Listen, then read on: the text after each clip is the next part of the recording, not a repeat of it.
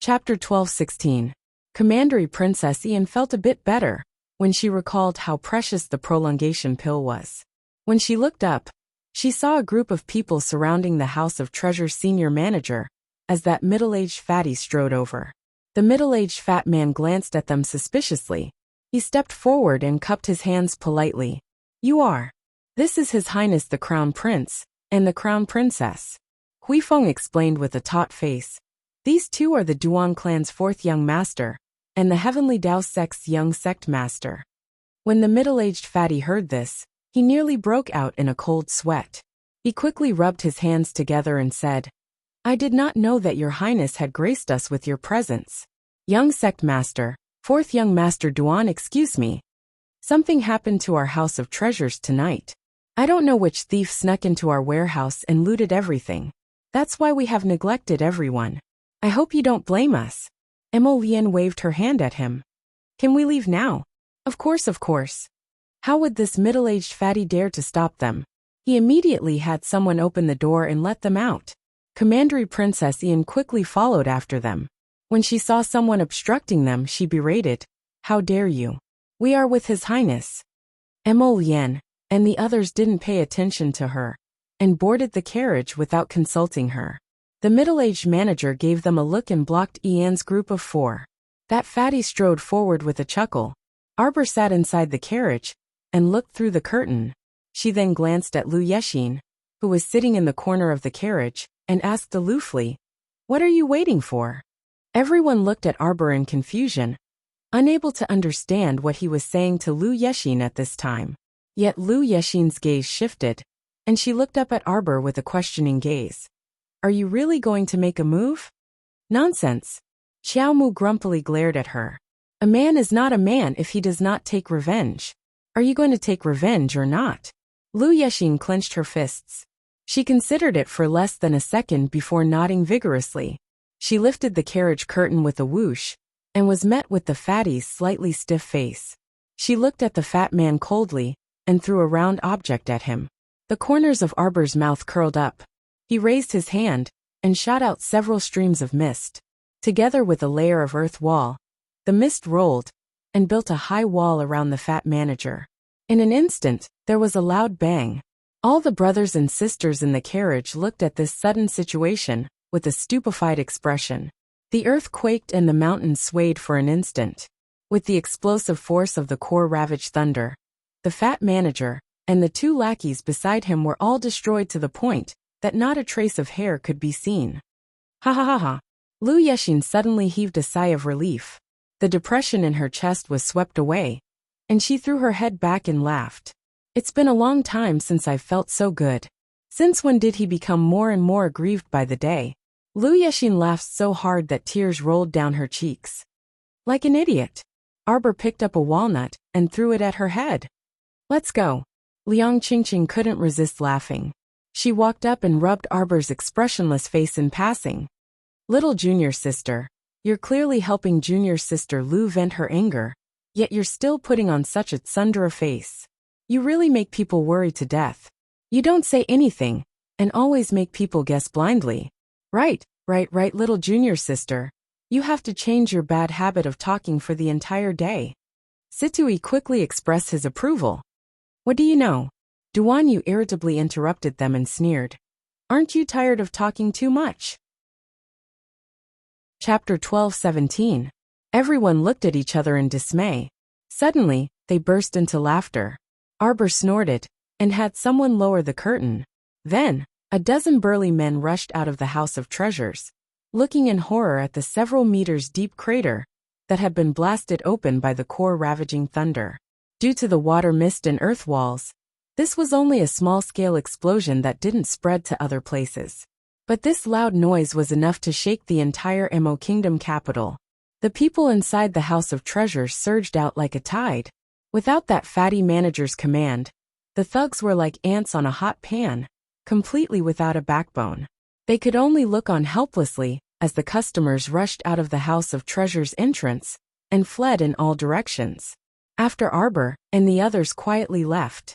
Not long after, the son of the great king, who had secretly gone out, was welcomed into the House of Treasure's back door with a dark expression. When the Crown Prince received the news, he merely glanced at it indifferently before casually erasing the message on the jade messenger talisman. He turned his head and couldn't help but sigh softly when he saw the little fellow busily refining medicine under the light. Look at how anxious this little thing was. In reality, his poison simply couldn't erupt that quickly. He could still suppress it for a short period of time. Less than an hour later, Arbor stopped and ran to his side muttering, "I just knew that primary rank herbs were still lacking. I'm lacking 2 kinds of primary rank herbs. Take this antidote pill first. Tomorrow, we'll go to the Mystic Beast Forest and buy the primary rank herbs in Captain's possession.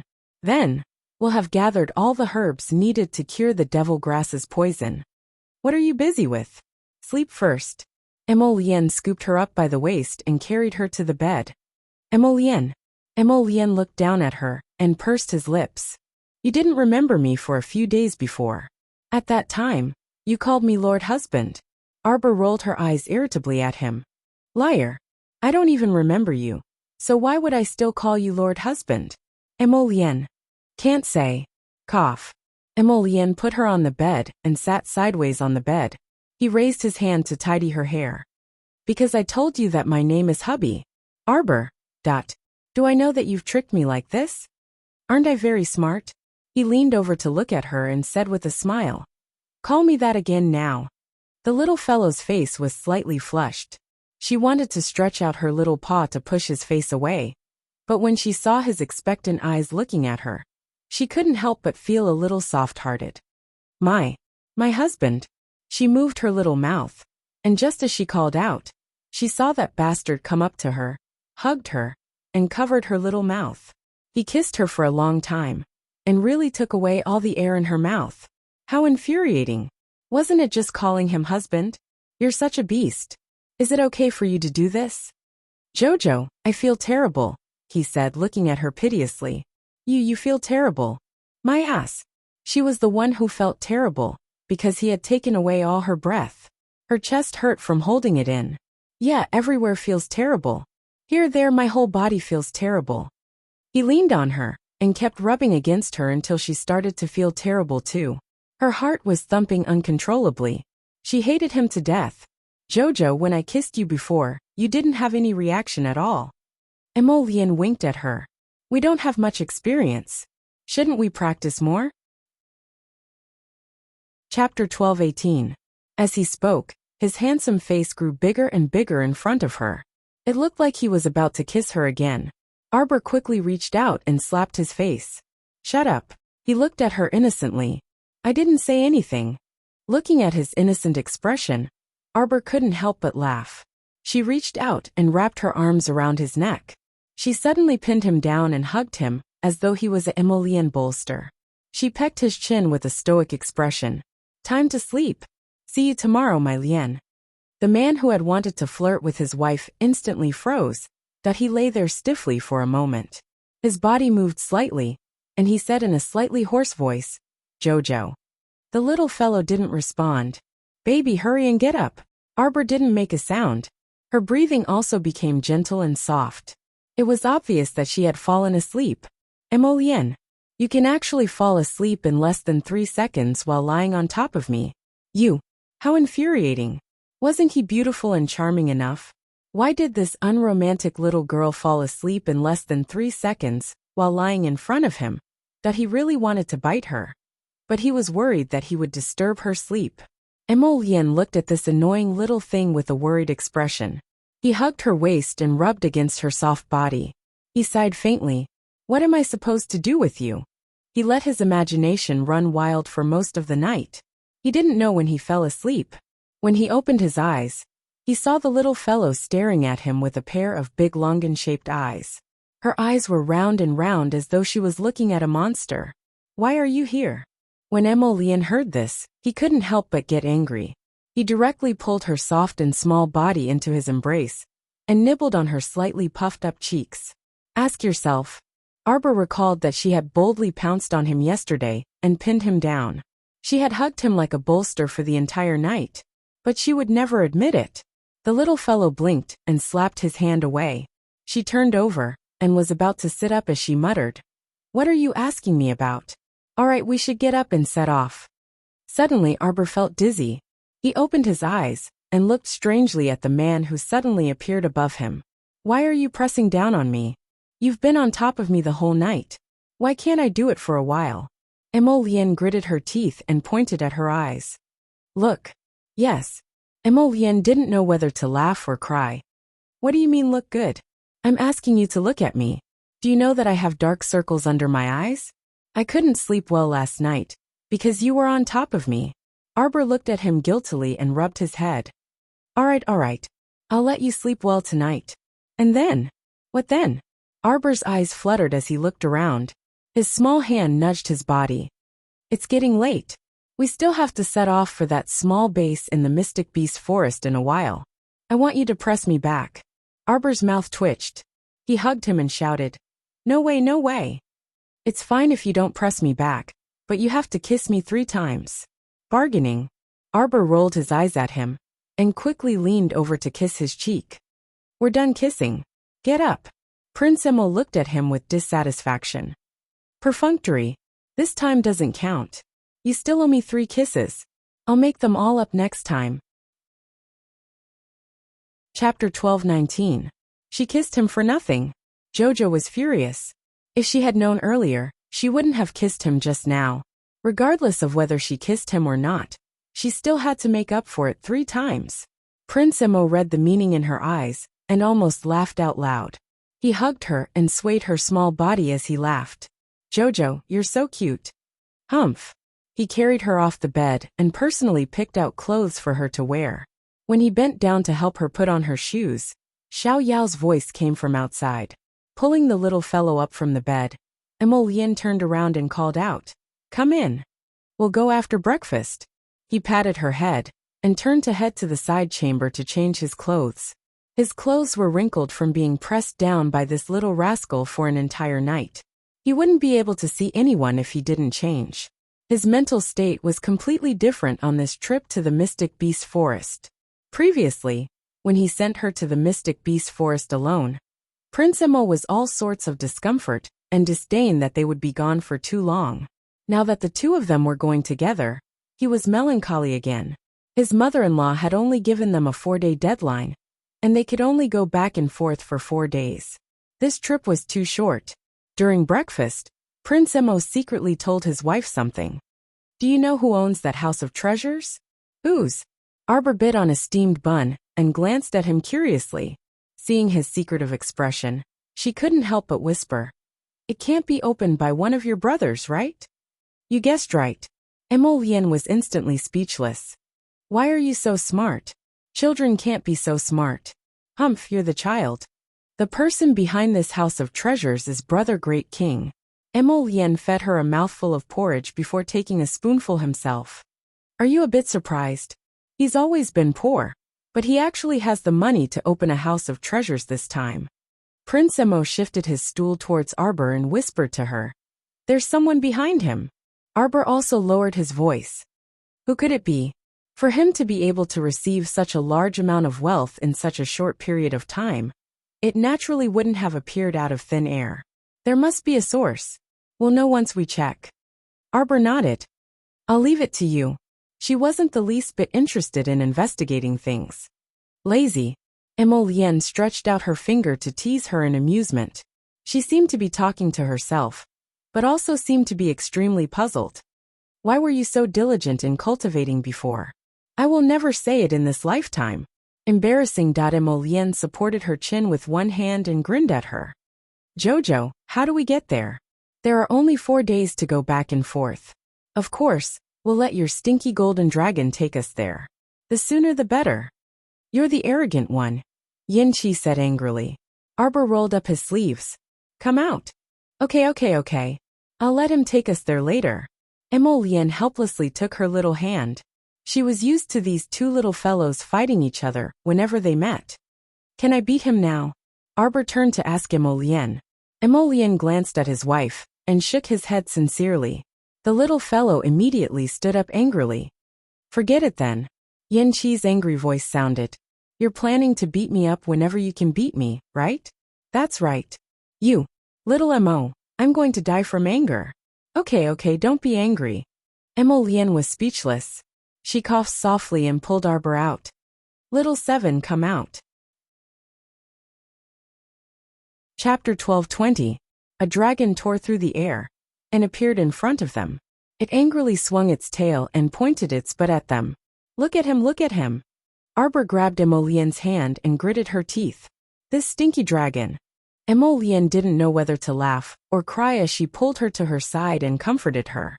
All right. Little 7 might look like he's lived for hundreds or thousands of years, but he's actually still a child among the dragons. Age doesn't bring wisdom. Arbor pursed her lips. Little 7th Yin immediately turned his head and glared at her angrily. Little Mo. Okay.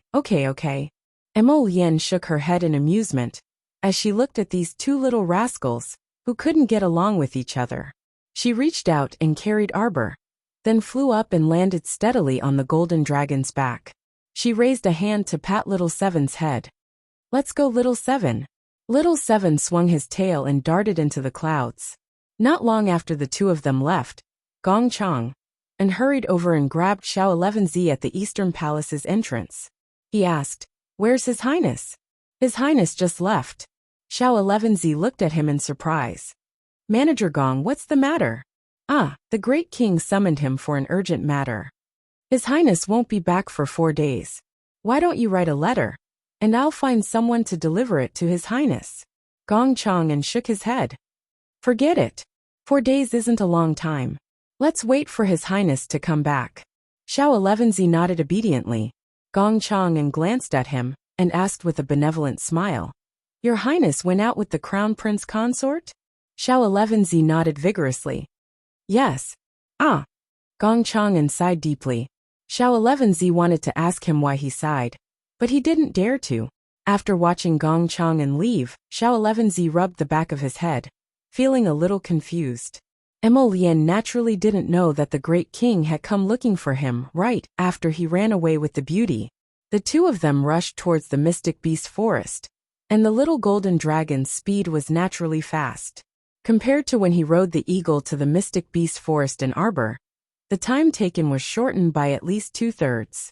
Seeing that little Tsundra's footwork was pretty good, Xiaomu didn't make things difficult for Yin Xiaoqi's friend after that. The two of them set off early in the morning and stopped not far from the outskirts of the small base late at night. Seeing that it was getting late, and the base's gate was already closed, the two of them started a fire on the spot, planning to make do for the night. Are you cold? Arbor shook his head and leaned on her, feeling a little sleepy. It's spring, how can it still be cold? With that, she curled up in his arms and said, Looks like you won't be able to sleep well tonight. Emolien chuckled softly, hugged her and said softly, You still owe me 3 kisses. Sleep after kissing. No. Arbor drowsily spat out these 2 words, and it didn't take long for her to fall asleep. Emolien helplessly shook his head and took out a blanket from his inner world to cover her. He muttered to himself, She falls asleep so quickly every time. I wonder if it's on purpose. The next morning, Arbor opened her eyes and sat up. She dropped the blanket draped over her and glanced sideways. She saw that he was busy cooking a pot with his back to her. What are you cooking? You're awake. Emolien turned around and glanced at her with a smile. You're in luck. I stewed ginseng blackbone chicken porridge for you today. Come and try it. It's been cooking for a long time. Chapter 12:21. Arbor hurriedly ran over and sat on a rock beside him. She took a spoon and poked it into the pot. After taking a bite, her eyes lit up. It's delicious. Drink 2 more bowls. Emolien reached out and pinched her little cheeks. I have to get you back. Arbor drank a few mouthfuls of porridge and glanced at him. She raised her hand to wipe her face. How am I thinner? I'm about the same as before. Emolien laughed and shook his head. You're too different. Your little chin used to be round, but now it's pointy. Xiaomu stuck out her tongue at him and scooped up another small bowl. However, before she could take a sip, she saw an extremely fast figure flitting past them.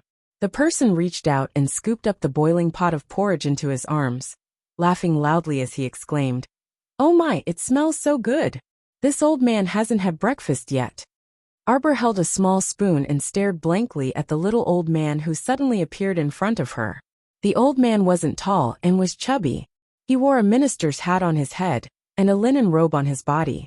There was a straw rope tied around his waist. He looked a little out of place. Emolian glanced at the old man. When Arbor didn't see him, his face darkened slightly. Who are you? Why are you stealing our food? Arbor stood up with the spoon and looked at the old man in confusion. The old man had already started drinking. He didn't even mind the heat. He blew on the porridge like a reincarnated hungry ghost. He finished the big pot of porridge in no time. Light up. After he was done, his beady eyes were still staring at the half bowl in Arbor's hand. Arbor instinctively hugged her small bowl and couldn't help but ask, "What are you doing?" "Little girl, I'll make a bet with you. If you can protect that bowl of porridge in your hand, this old man will agree to one of your requests." With that, he flashed in front of her and reached out to grab the bowl of porridge in her hand. Jojo used the talisman. Whoosh! Arbor threw out a teleport talisman and instantly moved hundreds of meters away. The old man said with a laugh. "Little girl, you have some tricks up your sleeve." He had already appeared behind her and pressed down on her head. What a fast movement and speed. As Arbor threw out a teleportation talisman, he threw out 60 binding talismans to trap the old man. In just a few breaths of time, the old man laughed and broke out of the binding glyph formation. Amazing, amazing. He's not inferior to Mu Xingqian, who's known as the #1 genius of the talisman aristocratic family in the Divine Prefecture. While the old man was smiling, his moves were extremely fast. Every attack was aimed at the bowl in Arbor's small hand. The old man was about to snatch the bowl from her hands. In her panic, Darling Qiao threw her head back and gulped down the small bowl of porridge. After she was done, she threw the bowl on the ground and said angrily, "You didn't get it." The old man stopped with a dumbfounded expression. He stared blankly at her for a few seconds before suddenly laughing out loud. Emolian saw this from the side, and the corner of her mouth couldn't help but curl into a smile. Okay. This old man is willing to accept his loss. What request do you want me to agree to?" Emolian quickly moved to Arbor's side, tugged at her small hand, and whispered a few words to her. Arbor looked at Emolian blankly before replying. "My request is that you must unconditionally stand by my side and support me in the future." Actually, Arbor was also puzzled. She didn't understand why Emolian would say this to her. Chapter 12:22. The old man glanced at Prince Emo and snorted. He found a rock and sat down. You're obedient. You just said what I asked you to say. Sly little girl." The old man rubbed his round belly before turning to look at Emolian. He said with a spurious smile, "All right then, this old man isn't someone who can't afford to lose. All right, do you two have any dry food? Give it to me." Although he had a lot of food with him, he didn't know how to cook. They had been hungry for 2 days. How miserable. Emolian glanced at him and threw him a bag of wheat biscuits. He pulled his wife and walked towards the small base. The old man stood behind the two of them and looked at them meaningfully. He opened the bag and took a bite out of it. "Alas, I didn't expect that I, the third elder of the Divine Lands Presbyterian Academy, would be reduced to eating dry food in this shabby place," he muttered as he followed the two of them. He followed them at a steady pace, neither too far nor too close. Arbor felt that the old man didn't leave. She turned to look at him and tugged at Emolien's hand. "Who is this old man? Why does he keep following us?" "Ignore him," Emolien said lightly. He held her little hand and walked into the base openly. There was an idiot who wanted to make him pay the fee. Yes, he was thrown out by him. He should be massaging his old waist in the corner, now that Arbor was familiar with this adventurer base. She pulled Emolien all the way to the Mission Distribution Center. She had made an appointment with the Giant Bear Squad to buy all the primary herbs they dug up a month later. But it had been 2 or 3 days since the appointed date. She wondered if they were anxious. Arbor and Emolien walked to the Mission Distribution Center hand in hand. The closer they got to the place, the more crowded it was. There were many people there, and they were making a lot of noise. The two couldn't squeeze in at first. They stood outside the crowd and couldn't see the sign of the mission distribution center. Arbor heard the voice of Gao Sheng, the captain of the giant bear squad, from the crowd. We're not obstructing anyone. The herbs are piled up in the open space. No one usually goes there. Why are they taking up space? TSK Captain Gao, you must be joking. That pile of herbs of yours is occupying the latrine pit, but not shitting. How many days have they been there? You're really looking forward to that little girl coming to collect those medicinal herbs. Ha ha ha ha ha. The captain of the Proud Hawk squad laughed mockingly at Gao Sheng as he hugged a gorgeous woman. Maybe he's just teasing you. That's right, 1 cultivation coin for a low-level herb. How is that possible? Although low-grade medicinal herbs also had the word medicine in them, to put it bluntly, they were really just grass. Ha ha ha ha ha. There are so many in the Mystic Beast Forest, and you can have as many as you want. If you really purchase them like this, then the young lady's hard-earned capital will be gone. I think that girl is a liar. She won't come again. You're talking nonsense. Sister Gu shouted angrily. You're not her, so why are you making wild guesses about her? Maybe Miss Chiao was delayed for a few days because of something. Delayed? Ha ha ha ha. Only someone as naive as you would believe it. Maybe she took a peek and saw that you guys actually picked over 200,000 primary herbs. She was scared witless by your extravagance and ran away. Everyone roared with laughter. Chapter 1223. Gao Sheng's face flushed slightly red. He opened his mouth, but he didn't know what to say. Could it be that the Proud Eagle Squad's captain's crow's beak was spot on? Miss Chiao saw that they greedily plucked over 200,000 stalks of medicinal herbs, and was so scared that she didn't want to come? But when they were plucking back then, they only thought that the more they plucked, the better. In fact, they didn't have to charge her 1 mystic coin per stalk. The plump woman, Hua Gu, spat at the Proud Eagle Squad's captain. Scram, scram, scram. What does it have to do with you? This is our huge bear squad's business. You idle people really have too much free time. Isn't it because your trash piled up in the open space is in the way? That's right.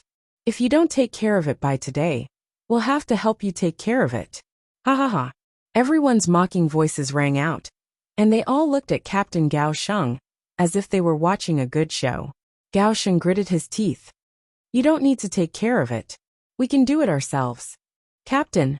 Suddenly, a melodious voice that seemed like the sound of nature landed in the ears of the huge bear squad members.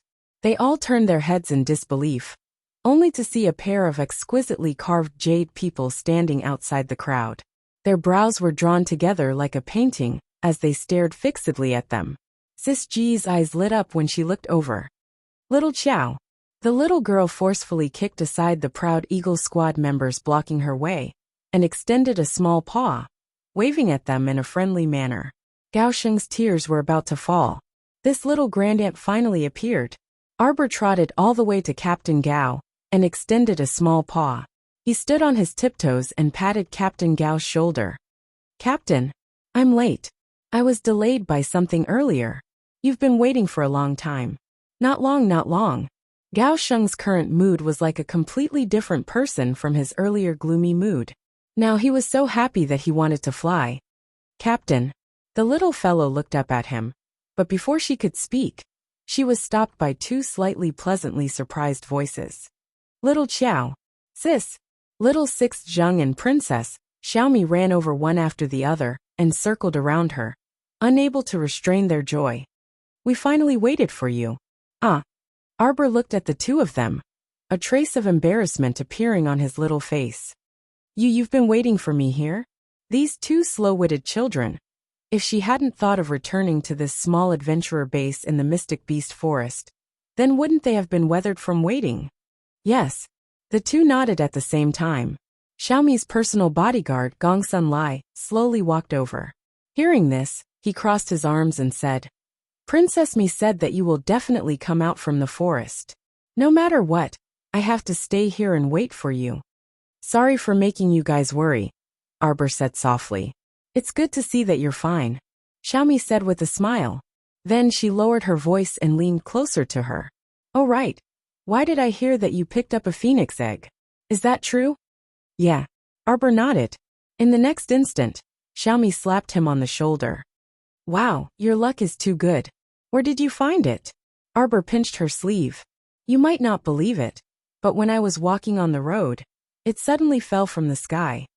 Princess Xiaomi and Gongsun Lai's bodyguard chuckled at the same time. What the fuck, this was really unbelievable. Chapter 12:24. Arbor speechlessly glanced at Princess Mi. I'll tell you about this later. After speaking, she turned to Gao Sheng and crisply called out, Captain. Captain Gao's face was overwhelmed by the favor.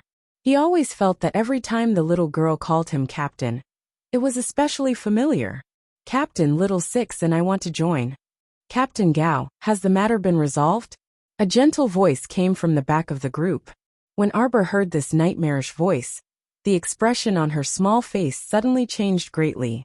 She abruptly turned her head and stared fixedly at the white-robed man walking over like a wolf. His entire body was covered in white clothes, making him appear very noble and unsullied. His gentle smiling face was brimming with a warm aura. No matter who saw it, they would feel that this person was very amiable, and would be happy to get close to him. Haha, Fan Xiuha, her big brother next door. Why are you here? A thin vine shot out from Arbor's sleeves and directly whipped toward Fan Xiuha's face without any warning. Fan Xiuha felt all the hair on his body stand on end, and he leaned to the side to avoid the attack. With a loud bang, the vine whip landed on a stool, directly whipping the stool into pieces. Arbor's figure had already rushed over like a little leopard. The wood spirit in her hand glowed with a faint green light, and she directly slapped it toward Fan Xiuha's face. This slap was too heavy, and Fan Xiuha felt that he might be disfigured by the little girl. He hurriedly activated a defensive mystic weapon to block it. As he dodged, he picked up a long sword and used it to block the little girl's wild bombardment of attacks. The little girl didn't fight in any order. Most of the time, she directly attacked with her small fists. After he dodged 2 or 3 steps, she suddenly stopped and actually smiled at him. This smile made all the hair on Fan Xiuha's body stand on end.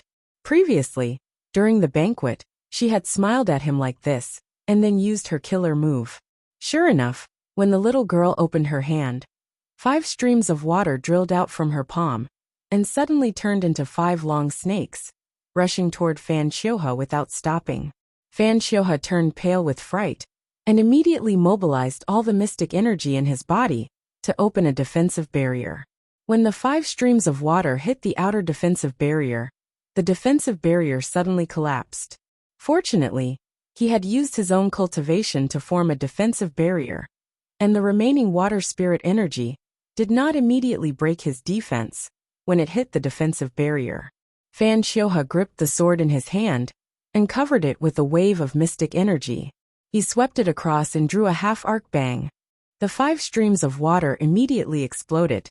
Just as he heaved a sigh of relief, he suddenly felt the soil under his feet loosen. His entire body was abruptly grabbed by a giant hand that flipped out from under the soil. He lowered his head in fear and looked down. The giant hand made of mud rolled up and slapped down on his head. Boom!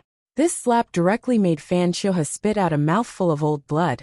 With a bang, he fell flat on his face and ate a mouthful of mud. Everyone present was silent and didn't make the slightest bit of sound. However, their eyes were filled with disbelief as they stared blankly at the little girl in front of them. They were very clear about the strength of the Fan family's young master, but they didn't expect that he would be so easily slapped to the ground by the little girl. Chapter 12:25. Without waiting for the Fan family members to rush forward, Arbor appeared in front of Fan Xiuha in a flash. The startled swan dagger instantly flew out of her conscious. With just a wisp of her spiritual perception, she quickly pressed it against Fan Xiuha's neck. Still as useless as ever, Arbor paced 2 steps in front of him and glanced sideways at the few Fan family members who wanted to rush forward. She waved her hand at them and said, "If you dare to come forward, I'll slit open his neck right now and make him piu and spit out a lot of blood." The few Fan family members stared blankly at the young lady in front of them. They only felt that her current expression carried a hint of terror amidst her naivety. Even a little inexplicably morbid that she would do as she said. Everyone's heart shrank. Fan Xiaoming led the others to stand far away. He cupped his hands toward Arbor and said, "Crown Princess, how has my brother offended you?" Arbor glanced at him and said mildly, "Him? How has he offended me?" Fan Xiaoming, why does he feel like he has nothing to say? Cough, cough, cough. Fan Xiaoha, who was sprawled on the ground and beaten up by Crown Princess Dahai again, stared at Arbor with a slightly changed expression. Why did you? Why? Whoosh. The sharp, startled swan dagger drew a red line of blood on Fan Xiaoha's neck. If it had been a little deeper, his head might have fallen off his neck. Fan Xiaoha was greatly alarmed, but he still maintained a big brotherly smile on his face. Only because he was nervous, his fingers were already curled up. Crown Princess. Emo Lien quickly walked to Arbor's side and pulled her into her arms, stroking the back of her head to comfort her. The desolate aura that this child exuded just now was heart-wrenching. There must be something wrong with this Fan Xiaoha. Otherwise, Jojo would not be on the verge of losing control every time he saw him. Fan Xiaoha, stay away from the huge bear squad. Never step foot in their midst. Otherwise, you will die without a burial ground. Do you understand? Xiaomu turned her ice-cold small face over and indifferently gazed at that big brother next door. Fan Xiaoha's heart suddenly shrank, but he still maintained a trace of calmness on the surface. He didn't dare to nod because there was still a startled swan dagger at his neck. Crown Princess, you must have misunderstood something. I'm here today to ask the giant bear squad for a small mission. Are all of you from the Fan clan good-for-nothings? Arbor looked at him coldly. You're not allowed to ask the giant bear squad for help. Withdraw your bullshit mission immediately. Also, get out of my sight immediately. I don't want to see you. This was really something that he didn't want to see. Fan Xiaoha's hands, which were pressed against the side of his robe, clenched tightly and revealed a somewhat embarrassed smile. The Crown Princess has given a clear order. Xiaoha does not dare to disobey. After saying that, he stiffened his neck and looked at the startled swan dagger at his neck from the corner of his eye. He walked stiffly to the table in the mission distribution center and quickly canceled the mission that he had just issued to the giant bear squad, paying a certain amount of penalty for breaching the contract. Arbor gave a rare faint smile. That's good. In the future, don't let me see you sticking to the giant bear squad like a fly, understand? Also take good care of your own life. I'll be coming for you very soon. Fan Xiaoha only felt that this crown princess's expression hid an infinite amount of strangeness. Chapter 1226. Arbor willed it, and the startled swan dagger flew back to her fingers with a whoosh. With a slight turn of the sharp dagger, it disappeared into her conscious with a whoosh. Fan Xiaoming hurriedly rushed forward to support Fan Xiaoha, and led the Fan family away with their tails between their legs. Xiaomu gazed coldly in the direction they left in, and didn't say anything else. Her small head twitched in Emolien's embrace as she looked up at him. What is it? Emolien didn't let go of her, only lowering his head to smile at her. Are you feeling better? Arbor nodded. After Fan Xiaoha left, she felt that the air here was much better. Every time she saw him, she would constantly recall that dark past. It was truly unbearable. Of course, she felt that this unbearable feeling would be resolved very quickly. Before she dealt with this Fan Xiaoha, she had to understand one thing. Was this Fan Xiaoha related to that Shuntian Prefecture's prefecture chief? Her previous pitiful marionette-like life was mostly bestowed upon her by the Shuntian Prefecture's prefecture chief. She suspected that it was because she had opened her mystic meridians at the age of 16 that the Shuntian Prefecture's prefecture chief sent Fan Xiaoha, this smiling big brother, to her side. Thinking of this, darling Xiao couldn't help but shiver. Could it be like this? Or was she overthinking it? Jojo, can't you tell me? Emolien frowned slightly, reached out to hug her slender waist, and lowered his head to look at her. I can't tell you about Fan Xiaoha. Xiaomu gazed at him in a daze. Her pair of slightly morbid pitch-black eyes that resembled an ancient well flickered, and she lowered her small head and said, I can say it. Later, I'll tell you all about the enmity between me and Fan Xiaoha, okay? Okay. While Emolien was pleased, his mood was also a little heavy. Then you have to tell me about that strange old man's identity. Emolian was stunned, then smiled and pinched her little face. Children shouldn't be so smart. You'll grow up faster if you're a little stupid. I'm going to be of marriageable age in half a month. I'm not a kid anymore. Arbor angrily slapped his hand away. You have to tell me. All right. Emolian smiled and nodded. As long as it's something you want to know, I'll tell you anything.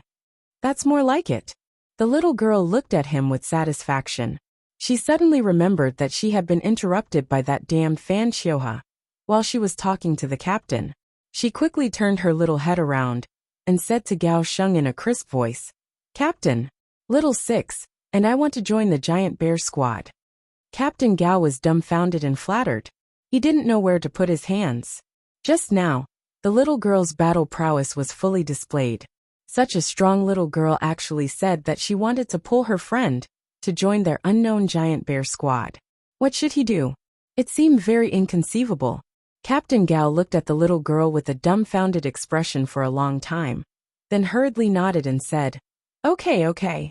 Little fellow, if you want to join our giant bear squad, we naturally welcome you. It's just that. Captain Gao scratched his head and said a little embarrassedly, Our giant bear squad isn't that strong. Have you thought about it? All the members of the giant bear squad fixed their gazes on the girl for a moment. In the early morning of this day, the giant bear squad was joined by two amazing members. Chapter 12:27. As for Fan Xioha's group, they didn't realize that two yellow-spotted butterflies were tailing them the whole way after they left. After joining Huge Bear Squad, all the members surrounded the new member. Arbor and Little Sixth Zheng discussed enthusiastically and welcomed her incessantly. The Proud Hawk Squad members who were originally watching the excitement felt bored and wanted to disperse. Arbor suddenly shouted, Wait a minute! Were you the one who said that I was a swindler just now? Arbor suddenly stood in front of the Proud Hawk Squad captain. That captain had a tanned, old face with chapped skin from being exposed to the elements. But when he saw Arbor, he couldn't help but reveal a perverted expression. He took a step forward and pressed closer instead. What, does the little miss have some advice? What are you doing? Everyone in Huge Bear Squad surrounded her in a huff, and the leader, Captain Gao, pushed the Proud Hawk Squad captain away with a slap. Stay away from our Xiao Qiao. Classmate Mo, who was blocked outside the encirclement by a group of burly Huge Bear Squad members, looked at his wife across the human wall, feeling extremely stifled.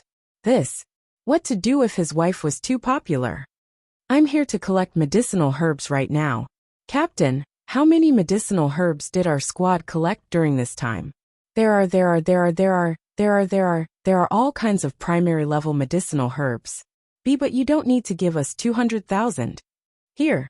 Arbor handed Captain Gao a money pouch. Here are 100,000 high-grade mystic currency. Keep it well. What? Everyone stared dumbfoundedly at this extravagant nouveau riche squad member, simply not daring to believe their eyes. 200,000 low-grade mystic currency and 100,000 high-grade mystic currency weren't on the same level. Just like low-grade magnetite, it was only suitable for mystic cultivators level 1 to level 4 to absorb, while high-grade magnetite could be absorbed by mystic cultivators level 12 and below. As for Arbor's level 14 cultivation realm, high-grade magnetite wasn't of much use to her. What she needed were supreme-grade magnetite. Supreme-grade magnetite mines were very rare on Seacone planet, so the production of mystic currency generally stopped at high-grade mystic currency. The captain of the Proud Hawk Squad blushed, and he muttered, I don't know where my luck came from. He was about to leave with his tail between his legs. Siska stood in front of him with her hands on her hips. Hey! Are you going to swallow all the words you said to slander Xiao Qiao into your stomach? Do you see that? Xiao Qiao gave our captain 100,000 high-grade cultivation coins and told him to keep it well. Are you still calling her a liar now? Liar your sister. Have you ever seen a swindler pay a deposit? Fine. Let's go. The captain of the Proud Eagle Squad felt that he was in the wrong. He led his squad past the crowd and hurriedly ran away. Sister Gu sneered and scolded him for being a coward. Then, she ran to Arbor and happily said, Xiao Qiao, there are so many medicinal herbs. Is it to help you transport them home? No need, I'll collect it myself. She simply took a new ebony purple storage talisman and followed Captain Gao and the others to an open space before throwing all the primary grade medicinal herbs inside. I'll just take some time to slowly organize them, Arbor thought to herself. She turned and nodded her small head at them. Thank you all very much. Captain Gao and the others repeatedly waved their hands. There was no need to thank them for this. This was what they should do in the first place. They all felt a bit embarrassed after receiving so much reward. Chapter 12:28. This nouveau riche teammate was so generous, it was obvious that he was helping them.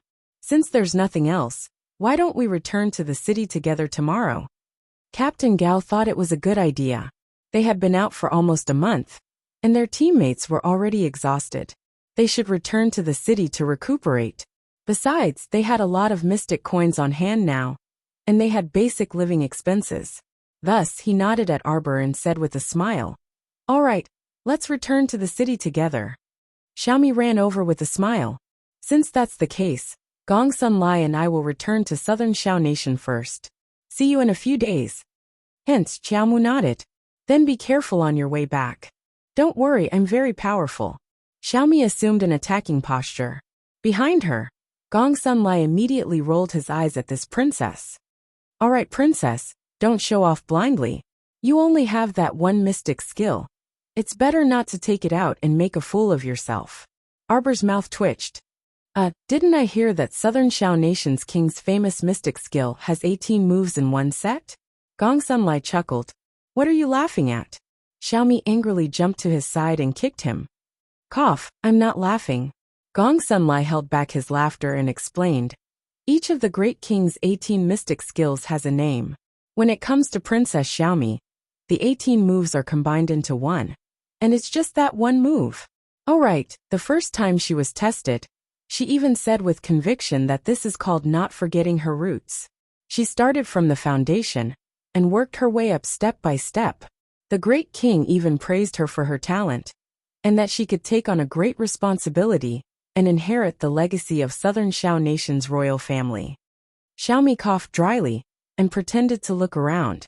She lowered her head and played with the corner of her clothes. 3 months later, the great king tested the princess for the second time and discovered that she was still using the same move. The great king's expression began to turn heavy, but he still praised her for practicing it well. She painstakingly practiced it just for this one move. "Xiaomi," Gongsun Lai said with a faint smile. 3 months later, the great king tested her for the third time, when she was still using that one profound skill, and only knew how to use that one move to block the attacks of others. The great king fainted on the spot. Everyone laughed. Xiaomi glared at Gongsun Lai and said, I'm just taking the essence, do you understand? Although it's only one move, it doesn't matter how many moves there are, only how good they are." Sister Gu said mockingly, "I didn't expect the renowned great king of Southern Xiao Kingdom to impart to you a set of 18 mystic skills. You actually wasted such a precious treasure?" Xiaomi angrily stomped her feet. "What are you laughing at? He's already practicing diligently, and he's even combining the 18 moves into one, extracting the essence and discarding the dregs." When Arbor heard this, he actually nodded his head in agreement. "That's right, the number of profound skills has never been a factor. It's only a matter of how deep one's comprehension is. If I can combine the 18 moves into one move, then it will definitely be the best of the best. It will definitely be very powerful." Everyone was speechless. Ha ha ha. Gongsun Lai grinned and nodded. "She's so freaking powerful that she can't even beat a level 5 mystic cultivator, who's one level lower than her. What was he supposed to do about this?" Arbor patted her shoulder. "Continue practicing. You can do it. When you master the 18 moves into one, you'll definitely be unrivaled." The background music strangely turned into ha ha ha ha ha. Chapter 12:29. After parting ways with the princess of the Southern Xiao Kingdom, Darling Qiao still followed beside Emolian with a strange expression and asked, "Why can't they stop laughing? Is it very funny?" Emolian hugged her small body with a smile and nodded. "It's funny. Darling Xiao was unconvinced.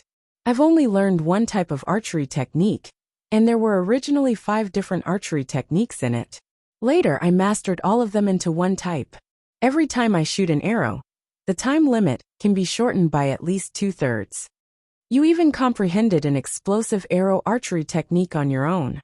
When we practice, we adjust the cultivation technique according to the actual situation to comprehend deeper and achieve the goal of constantly striving for perfection. What's wrong with that? They shouldn't laugh at Xiaomi, Darling Xiao huffed. Uffed. Emolian was truly about to die from laughter at this darling. Darling, she's not you. Emolian pressed his forehead against hers and laughed uncontrollably. What she said about mastering through a comprehensive study is complete nonsense. She only practiced one move out of the 18 moves, and she's the type that hasn't mastered it yet. Arbor was instantly speechless. Is that so? Emolian nodded while holding back her laughter. She looked at her serious expression and said, "Do you think everyone is like you? Seeing a cultivation technique and mastering it on your own, condensing several moves into one. These all require talent and aptitude. Normal mystic cultivators just follow the cultivation technique and mystic technique. Why would they think so much like you?" Arbor nodded, seeming to understand. So that's how it is. Still, they shouldn't laugh at her, Arbor said with a snort. Okay. Emolian glanced at her with a smile. Jojo, let's find a place to stay and have a good night's rest. We'll leave tomorrow. In any case, it's still early. Arbor nodded. Suddenly, she heard the poison-tailed butterfly Queen Xiao Xiao softly call her by her ear. Master. Is there news? Arbor asked with rapt attention. No, Master. The 2 butterflies that were sent out to scout for information were killed by someone. She couldn't enter Paradise Planet now, so she couldn't talk to Xiao Xiao face to face. Speaking of which, the 2 of them could only talk through spiritual awareness.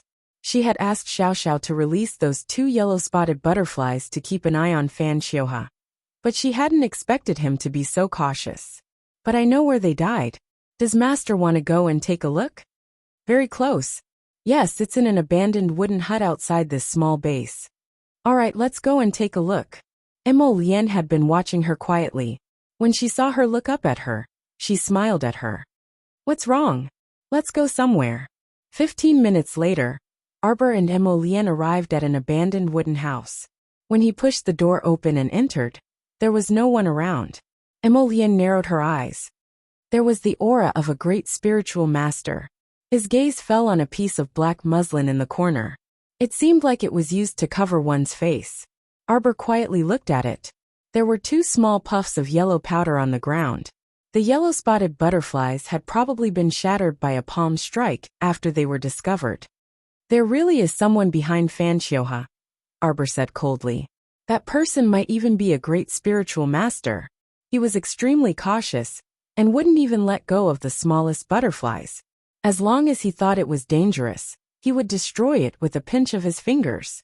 Arbor's eyes unconsciously outlined a middle-aged woman with a pair of gloomy eyes who covered herself behind a piece of black muslin. Chapter 12:30. She suddenly opened her eyes and involuntarily shuddered. Emolian hastily pulled her into his embrace and stroked her back soothingly. What's wrong, Jojo? Arbor shook her head. It's nothing. There aren't any clues left behind here. Do you want to send someone to stay here and keep watch?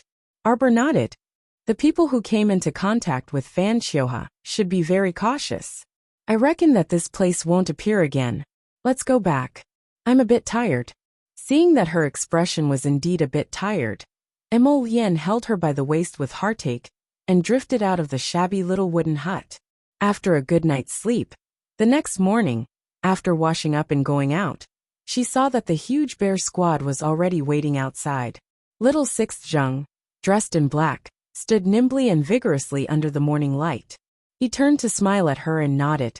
Emolian grabbed his wifey's hand and cast a sidelong glance at little Sixth Zheng. When Captain Gao saw her come out, he immediately grinned, revealing his white teeth. Xiao Qiao, are we going back by Flying Eagle? Okay. Arbor nodded. In any case, there were still 2 days left from the 4-day time limit that her mother had given them. They could still make it if they slowly ran back by Flying Eagle. Okay. The squad members walked outside in a hubbub. Arbor glanced out of the corner of her eye and saw that fatty and strange old man that she had previously encountered at the base's entrance. Knitting her brows slightly, Arbor looked up at Emolien. Seeing that his expression didn't change at all, she didn't say anything either. The two hopped onto the Flying Eagle and followed the huge bear squad back to the Emo Kingdom capital. Arbor sat on the eagle's back and gently leaned against Emolien's body, watching the eagle ascend into the sky as if it was dispersing into the clouds. Only then did she organize her thoughts and say softly, "Emolien, do you believe that miracles exist in this world? I once had a very long dream. In the dream I died once. That kind of feeling was so real that you almost couldn't believe it." Following her dreamy voice, Emolien only felt that his breathing had also stopped, that he completely didn't want to understand what his Jojo had died once meant. He didn't want to think about it. As soon as he thought about it, he felt like his heart had been sliced open by a knife and was about to be cut out. He suddenly tightened his arms around her waist. "What do you want to say, Jojo? I know that corpse puppets can erupt. I know that corpse puppets can grow. I know that everything will go according to the dream I had, and it will proceed slowly and in an orderly manner. It's just I don't want to go back to that dream. Emolien, did you know? In that dream, someone had been controlling my life the entire time. I'm like a puppet on a string, a puppet without any thoughts of its own. I'm being pointed here and there by others, living my own miserable life according to other people's thoughts." Emolien's pupils contracted as she recalled the pieces of information she obtained when she searched Luigi's soul. Yes, someone had always wanted her Jojo to lead a good life. Someone had always been spying on her in the dark, wanting to destroy her hard-earned happiness. Him. How could he allow it? In that dream, I was captured by Fan Xiuha. He broke all my limbs. Jojo. Emolien looked at her in horror, and his hands involuntarily hugged her waist tightly. It was as if he wanted to embed her deeply into his embrace at this moment and protect her firmly. Chapter 1231. He asked me, Arbor, why is your inner world different from other people's? Your cultivation level is clearly lower than mine. So why is your inner world bigger than mine? He used some small hammers and nails to hit me all day and night, studying my inner world, trying to find out my secret. Jojo. Emolien hugged her tightly, hugging her slightly trembling body. Don't be afraid. That person will never hurt you again. Because I'm here. Emolien leaned over and rubbed his head against the back of her furry head. I won't allow anyone to hurt a single hair on your head. Arbor turned his head and looked at him with a slightly dazed gaze. He nodded and said softly, I know that it's just a dream, and it won't happen. But sometimes, I feel as if those things are happening to me, as if I'm in the same situation. Every time I see those enemies in my dreams. When Xiaomu recited the enemies in her dreams, her eyes would flicker with specks of starlight. I just want to stab them to death, one stab at a time. I won't let Fan Xiuha die so easily. Arbor looked at Emolien and asked softly, Don't you think that this version of me is very scary? Emolien shook his head heavily. I don't think so. I just feel that this version of you makes my heart ache. He held her little hand and pressed it against his thumping heart. He sighed softly. Jojo, it hurts here when I hear you say this. It doesn't matter if it's a dream or not. He reached out and cupped her little face. Suddenly, he lowered his head and kissed her lightly on the lips. All of this is in the past. It won't happen to you again. I swear that I'll use my life to protect you, my Jojo. My love. He murmured softly and hugged her in his arms. Unknowingly, the two's fingers were tightly intertwined. Even when the afternoon sun shone on them, they didn't relax at all. That fat old man is the third elder of the Academy of Elders in China. He's here to find me. Emolien held her little hand and said mildly, No matter what happens in the future, Jojo, we won't be separated, okay? Xiaomu's mind was a bit fatigued after digging into the secrets buried deep in her heart with him. She had already drifted into dreamland, as though she couldn't muster up any energy to continue the conversation. Emolian saw that she was about to sleep, so he put the matter of the third elder in China aside. He raised his hand to caress her smooth forehead and gently planted a kiss on it. He murmured softly, "Go to sleep. Everything will be fine when you wake up." This was a kind of mental exhaustion, not because she wanted to sleep. It was as if, after saying all this, she had walked through endless darkness and was finally pulled back from hell with great difficulty. Right now, she especially wanted to sleep comfortably under the sun and the warm sky. The cries of eagles glided by. The war eagles mounted by the huge bear squad flew one by one across the clear and comfortable sky, flying in the direction of the Mo Kingdom capital. Arbor's lips curled up slightly. She nuzzled against Emolian's chest and adjusted to a suitable sleeping position. His heartbeat was strong and powerful, like a lullaby, urging her to fall into a defenseless sleep. It seemed that with him by her side, she felt that she could have no misgivings. Chapter 1232. His vision was hazy, as if he was looking at things through a thin layer of mist. The second young master stumbled as he parted the bead curtain strung together by golden beads. He stared blankly at a pot of begonia blooming beautifully on the shelf, somewhat lost in thought. There was a spotlessly white walnut-inlaid bed in the bedroom, as well as the extremely familiar-looking brush, ink, paper, and inkstone on the desk next to it. An unfinished pot of hot tea was steaming with white smoke. Why did all of this look so familiar? Outside the beaded curtain, there seemed to be someone talking on the other side of the screen. The second young master moved closer. When he saw that hazy and familiar figure under the floating white veil, it was as if something had struck his heart. He was completely stunned. This back view. Why was this back view so similar to him? He only heard a soft voice say with a chuckle, "Axan, don't tell me you've really fallen in love with that woman and want to marry her. Don't forget who you are. Your father will never allow you to marry such a good-for-nothing woman. If you want to marry, shouldn't you marry a girl from an aristocratic family like me? That woman is of no help to you at all." When the second young master heard that woman's words through the thin white veil, he didn't know why, but his fists actually clenched tightly. "TSK." A disdainful voice sounded. The second young master suddenly widened his eyes and shot a glance in that direction like lightning. Where was he? Was he in a dream? Why did it feel like he was actually there? It was as if he was looking at himself from his previous life and talking to someone. "Axan, say something. You're thinking too much." He heard his own voice faintly transmitted through the floating white veil. His current mood became very perturbed and complicated. He took a step forward, as if wanting to rush over and stop himself from saying what he was going to say next. However, it was as if he was frozen in time and space, trapped in a small space. He could only look at them, but couldn't go forward to touch or stop them. "Don't say it. Don't say it anymore." The second young master inexplicably felt as if his heart was about to be squeezed. It was as if he was looking at himself in his previous life, and realized that if he continued to say those heartless words, it would cause something irreversible. "If it were you, would you marry a cripple with 4 limbs as your wife?" The cold voice continued.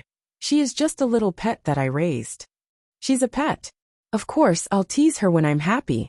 When I'm unhappy, I'll just ignore her. Just wait and see. She will obediently call me master in the future." The woman giggled. Her laughter was like a demonic sound that pierced into his ears. The second young master looked at everything in front of him with a blank expression. He saw someone push out a wooden wheelchair from behind a long cabinet. The wheelchair rolled along, as if every step was stepping on the tip of his heart, causing his eyebrows to shrink slightly in pain. He heard the woman's laughter. She said mockingly, "Axan, your little pet heard what you said." He could clearly see the subtle changes in his previous life's expression under the moonlight. When he wanted to rush over and take a look at the person who had lowered her head and curled herself up in the wheelchair, it was as if he stepped on empty air, and his whole body fell down. Chapter 1233. He instantly woke up from the soft couch and straightened his body. His forehead was covered in cold sweat as he stared at the pitch-black night. The thin blanket covering his stomach slowly slid to the ground. Was that a dream? Why did it feel so real? Omega Kotoka got up from the soft couch. His body swayed slightly, and he almost bumped into the cabinet at the side. He pressed his swollen head and leaned against the window frame. He took a breath of the cool air outside, and his fingers couldn't help but curl up. Who was that person in the wheelchair? Why did he give him an indescribable sense of familiarity? Why did he make his heart tremble in pain? Master. Wang Cheng's voice came from below the window. He didn't seem to understand why his master would run to the window to get some fresh air in the middle of the night. The second young master didn't pay attention to him. Instead, his gaze was fixed on the distant dark void. There it was as if there was another him coldly watching him.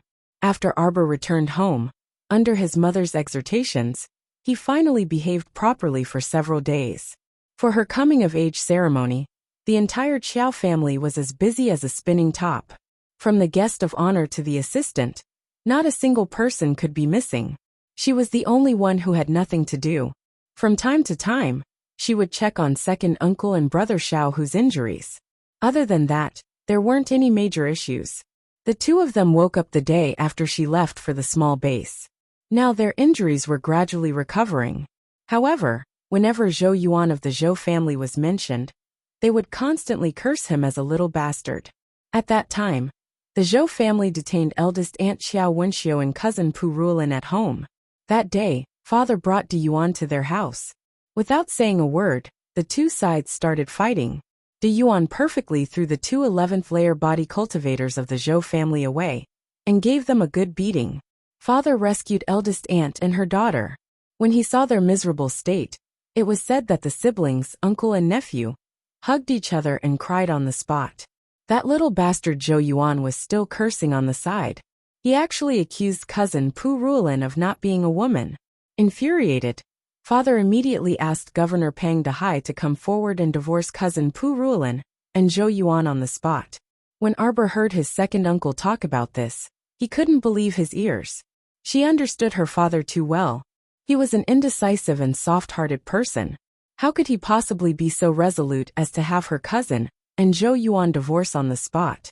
She did not know where this Zhou Yuan had come from to be able to anger her father to this extent. He could also be considered a talent. His cousin was also a strong-willed person. At first, his father had planned to bring the orphans and widows back to live with him, but his cousin was unwilling. Eldest aunt had a small house on Hualing Street, which was secretly bought by the mother and daughter a few years ago.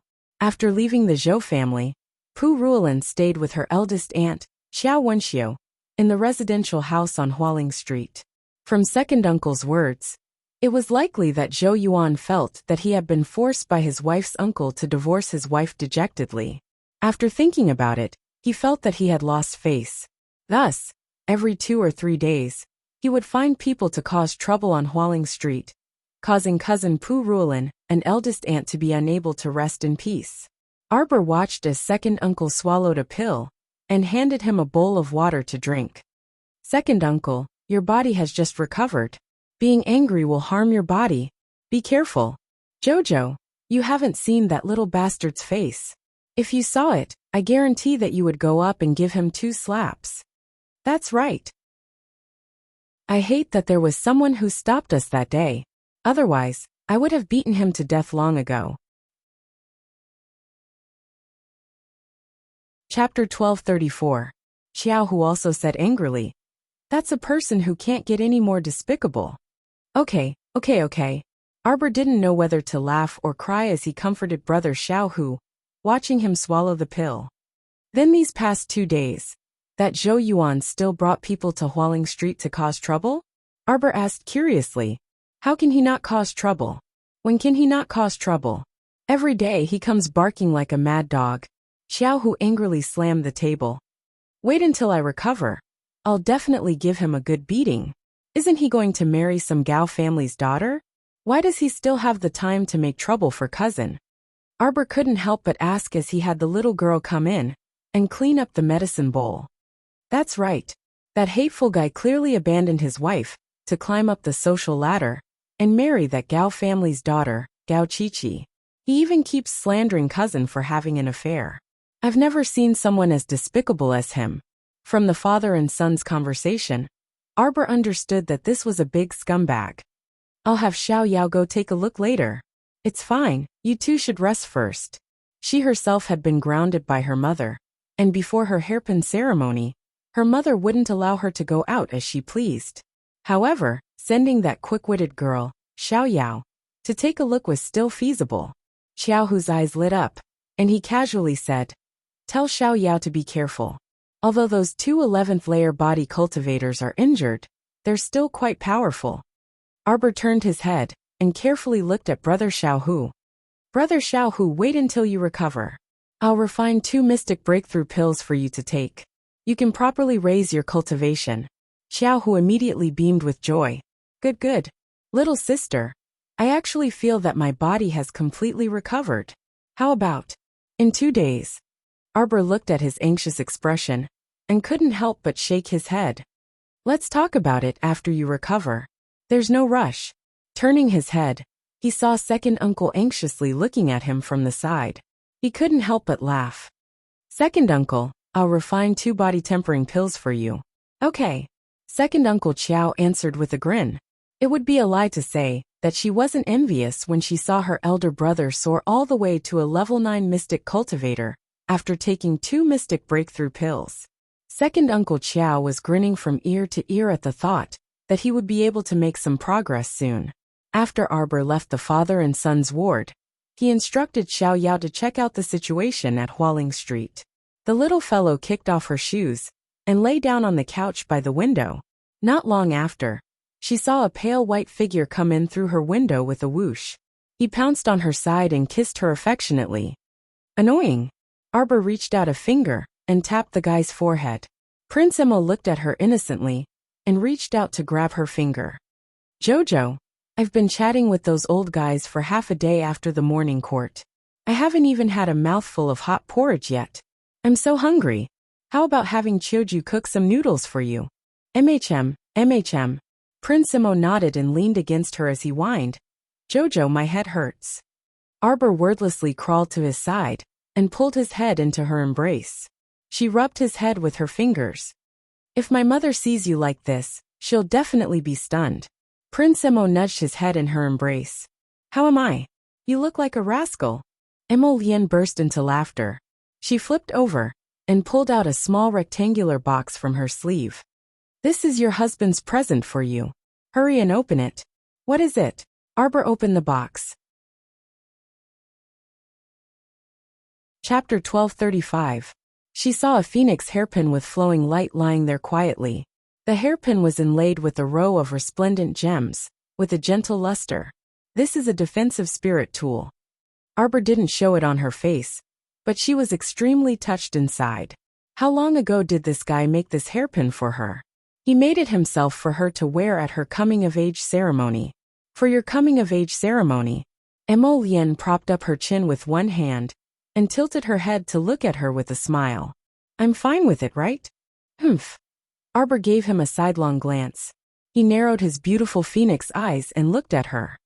Wife, your husband is so good to you. Don't you plan to come over and kiss your husband? Xiaomu placed the hairpin inside the slender box. Suddenly, she hugged his head and kissed his face with a smack. Prince Emil looked at her with silly amusement. Jojo, look good. Come here, and let me hug you. Idiot. Arbor glanced at him, not knowing whether to laugh or cry, and then pulled him up. Coincidentally, they saw the maid Chioju enter with a tray and curtsied to the two. Arbor took the bowl of hot noodle soup and handed it to the crown prince. Here, you can leave after eating. If mother comes later and sees you here, let's see how you explain yourself. Then I won't be able to finish it in my lifetime. Prince Emo picked up the noodles with his chopsticks and ate, sneaking glances at her. Arbor glanced at him speechlessly. Oh right, didn't you ask me about Sikong Fuling before? What happened to her? Prince Emo almost choked on the noodle soup. Arbor hurriedly took a brocade handkerchief from the side and wiped it. What are you doing? Nothing. Prince Emo glanced at Arbor rather guiltily and pretended to ask casually. Are you good friends with her? Of course not. I snatched her glacial star sand, so she must hate me to death in her heart. If we meet again, it's already good enough that we don't fight. If we fight, I won't go easy on her. That's good, that's good. Prince Emo grinned, and picked up a few more noodles in a good mood. Arbor looked at him suspiciously. Are you hiding something from me? I'm fine. I'm fine. Emo. Lotus. Prince Emo turned his head to look at his little emperor baby, and immediately admitted defeat. Okay, I'll tell you, but you can't be angry. Previously, when I flew to the Mystic Beast Forest to look for you, I couldn't find you. I smelled your scent on Seekong Fulling's body, so I captured her and brought her back. Arbor's eyes widened. Why did you capture her? Arbor glared at him angrily. Don't tell me you caught her because she's wearing too little fabric and wanted to feast your eyes on her. What? Why would you think that? Emolien pulled him into his embrace and said exasperatedly, why would I look at her? She's so ugly, and can't even compare to one of your toes. Why would I look at her? Arbor's eyes swiveled. Then why did you capture her? I interrogated her about your whereabouts, but she wasn't willing to say anything at first. What she said after that was all lies, so I threw her into the dungeon. After that I forgot about her. Arbor's mouth twitched. Then she's still in the dungeon now. Should be. Prince Emo simply didn't remember this person after that. Arbor silently lit a candle for Seekong Fulling. Then when should I go see her? Chapter 1236. Wait until after your coming-of-age ceremony. Emolien reached out to fix her hair. It's been so long anyway, she should be used to it. Arbor couldn't help but want to laugh.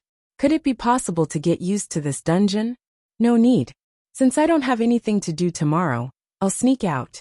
Mother won't notice. Let little sister keep a lookout for me. Emolien's eyes lit up, and he immediately hugged his wife without letting go. He smiled and nodded. Okay.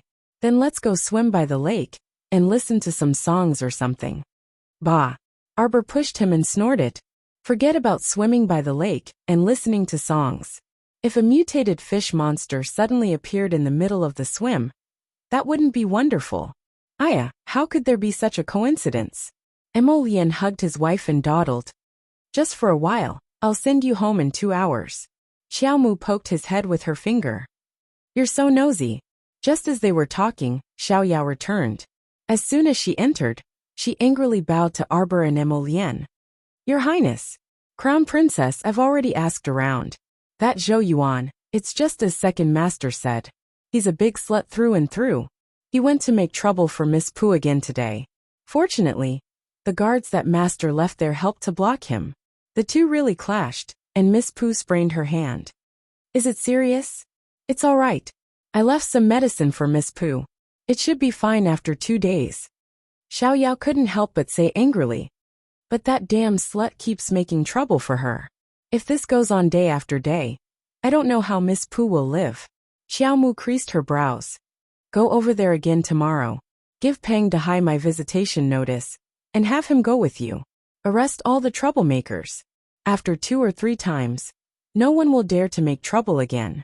Is this feasible, miss? Of course it's feasible. Arbor smirked and said. Have Lord Peng lock them up in jail and find a few people to scare them. Okay. Xiaoyao will do it tomorrow. After Arbor sent that annoying guy away with great difficulty, he began to make the devil grass detoxification pill.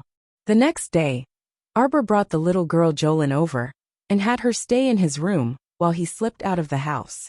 After being cooped up at home for several days, Arbor jumped over the back wall with light steps, and saw Prince Emo standing there with a smile in his white casual clothes. Arbor jogged over, and naturally reached out to hold his arm. I've been waiting for a long time. Not too long. Emolien winked at her. How is it? Did Mother find out that you slipped out? It's fine. I'll let little sister block it for me.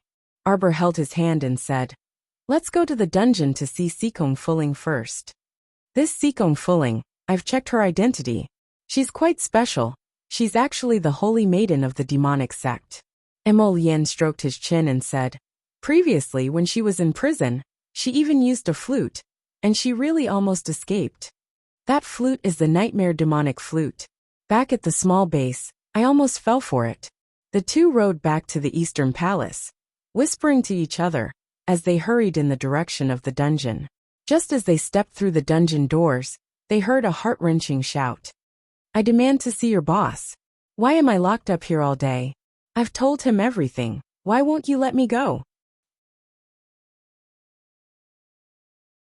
Chapter 1237. Sikong Fuling. Arbor's voice suddenly drifted into her ears from the other side of the wooden prison door. At first, she thought she was hearing things, but in the end, when she turned to meet her gaze, she couldn't resist pouncing over. Just as she grabbed hold of two wooden pillars, she was struck by a bolt of lightning and retracted her hand. She shouted angrily, "It really is you. Stoic face. Stoic face. Hurry and let me out. Let me out." The little stoic looked at a certain person who was hopping around angrily from across a row of prison cells. She then turned to look at the crown prince who was strolling over slowly. "Let her go. Let her go." At the crown prince's command, two youths in black immediately ran over. They nimbly walked to the stone wall and pressed a switch. The prison door in front of Sikong Fuling abruptly sprang open. She hastily flew out with a whoosh and stood in front of Arbor and Emolien. "I already said I didn't grab Stoic Face. Are you sick in the head? Locking me up in the dungeon for so many days, fuck." His Highness the Crown Prince casually threw a set of black robes at Sikong Fuling's face. "So ugly, hurry and put on your clothes. It's useless to show anything when you're so ugly." The Crown Prince gruffly grabbed Arbor's small hand and turned to walk outside. "Jojo, I didn't look at her. Ugly." Arbor's mouth twitched, and he suddenly felt a bit of sympathy for Sikong Fuling. She was also quite unlucky. She didn't know if she was blind when she was walking, but she actually ran into a willful and unreasonable guy like the Crown Prince. Sikong Fuling cursed all 18 generations of the Mo family's ancestors and bellowed angrily behind them, "Give me back my flute." Running into this pair of freaking fiends was truly her 8 lifetimes worth of bad luck. The nightmare demonic flute fluttered through the air and landed on Sikong Fuling's outstretched, fair hand with a whoosh.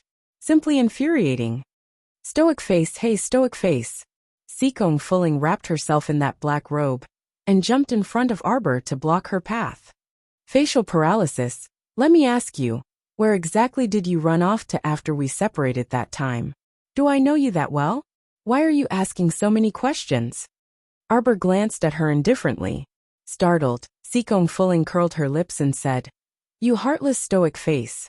After all, we've eaten wild game, not on dry rations, and spent the night together." To think that she was worried that something would happen if she wandered around the forest blindly. Sikong Fuling thought of something, and suddenly waved her hand in front of her eyes. "Eyes. I can see it." Arbor's face was expressionless, but his heart couldn't help but tremble slightly. Could it be? During the period when she was possessed by the disaster-courting talisman, she even met Sikong Fuling? What eyes?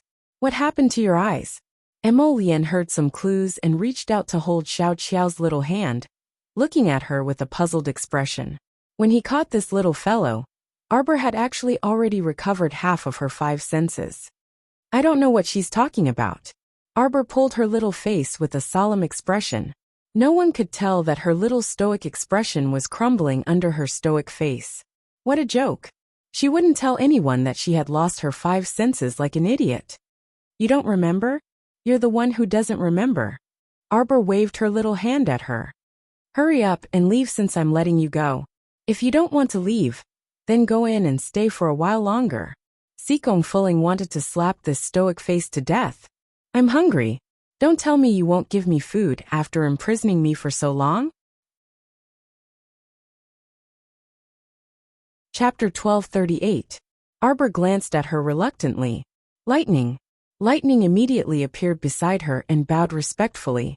"Crown Princess. Take this person to Morning Cloud Restaurant for a free meal." Arbor pointed at Sikong Fuling. "Then let her go. Don't eat too much, it's a waste of food." Sikong Fuling. Emolien suppressed a smile and held the little fellow's hand as they walked out of the Eastern Palace's small dungeon. He looked down at her with a smile. "Wifey, your husband sees that the weather is clear today. Let's go to Juzi Lake to play. Your husband will send you back. How about that?" Arbor pinched his face. "What if your mother-in-law finds out?" Emolien pursed his lips and leaned over to whisper in her ear. If mother-in-law finds out, you'll take the blame. Xiao Mu's eyes abruptly widened. You. Emolian chuckled and held her little hand as they ran. I have to maintain a good image in front of mother-in-law, so I'll have to trouble my wifey to take the blame. Pooh. Arbor spat at him and rolled her eyes at him. Mother even asked me to stay at home and embroider a small item for you. A brocade pouch. Emolian's eyes lit up, and he looked at her happily. Jojo wants to embroider it for me? Arbor shook her head. No. Then what did you embroider? Emolian started to imagine, and she looked intoxicated. Did you embroider something on my clothes? Arbor pursed her lips. Do you think you can still wear your clothes after I embroider something on them? Don't worry, your husband doesn't mind at all. Emolian looked at her happily. Jojo, just tell me, what did you embroider? Arbor strode forward quickly, and didn't even look at him out of the corner of her eye. Jojo kept him in suspense. She definitely wanted to give her husband a big surprise. Emolian's figure flashed, and he arrived beside her. He held her small hand and said, Ciao ciao. No matter what you embroider, I like it. Arbor glanced at him and coughed lightly. I embroidered a flower. When Emolian heard this, he immediately looked at his baby in surprise. Jojo, you can embroider. Arbor. A lotus flower. Arbor said seriously. It's for you, Emolian. He suddenly had a bad premonition. What was going on? Embroidered on the pouch? Arbor shook his head. I told you it's not a purse. Sleeves? Arbor still shook his head. Emolian asked carefully. Then where did you embroider it? Of course it's on your underwear. Arbor glanced at him with a disdainful look that said, You're so stupid. The corners of Emolian's mouth twitched. My underwear? Good. I don't have to wear it to meet people. Why are you so stupid? Arbor lifted his little hand, stood on tiptoe, and hit him hard on the head. Emolian. Following his baby's downward gaze, young Master Emo looked down and suddenly exclaimed, Underwear? Xiaomu nodded solemnly and gave a rare explanation. Mom said that she wanted to embroider a personal item for you. I thought about it, and could only embroider a flower on your underwear. Emolian. You don't like it? Darling Qiao frowned, and looked sternly at the man who didn't know whether to laugh or cry. Emolian hurriedly shook his head like a rattledrum. I like it very much. Chapter 1239. I embroidered a lotus flower. The little fellow emphasized again. Mother said I'm talented. It's my first time embroidering, but my embroidery looks pretty decent. Darling Qiao felt exceptionally proud when she mentioned this. Her mother also said that her needles were especially steady, and that the things she embroidered were also quite exquisite. She beamed with joy, and told her to practice this skill more. Haha, her silver needles were used to kill people, not for embroidering. I embroidered a lotus flower on all of your underwear, and even used different colored threads to embroider it. White, red, yellow, and green, there's everything. Do you like it? Emolian suppressed her laughter and nodded seriously. She held her daughter's small hand and gazed at her with infatuation. Darling, you're so good to me. I really like it. Huifeng, who was hiding in the shadows, had long squatted down from laughing. Fuck Crown Princess, did you come here to be funny? What white, yellow, blue, and green? You probably only know how to embroider one kind of flower, the lotus flower. Right. Moreover, he felt that his master had a talent for comedy. As expected, this couple was destined to be a family of oddballs. Arbor's eyes curved, and he nodded in a slightly better mood. I knew you'd like it. When I'm skilled at embroidering, I'll embroider your outerwear.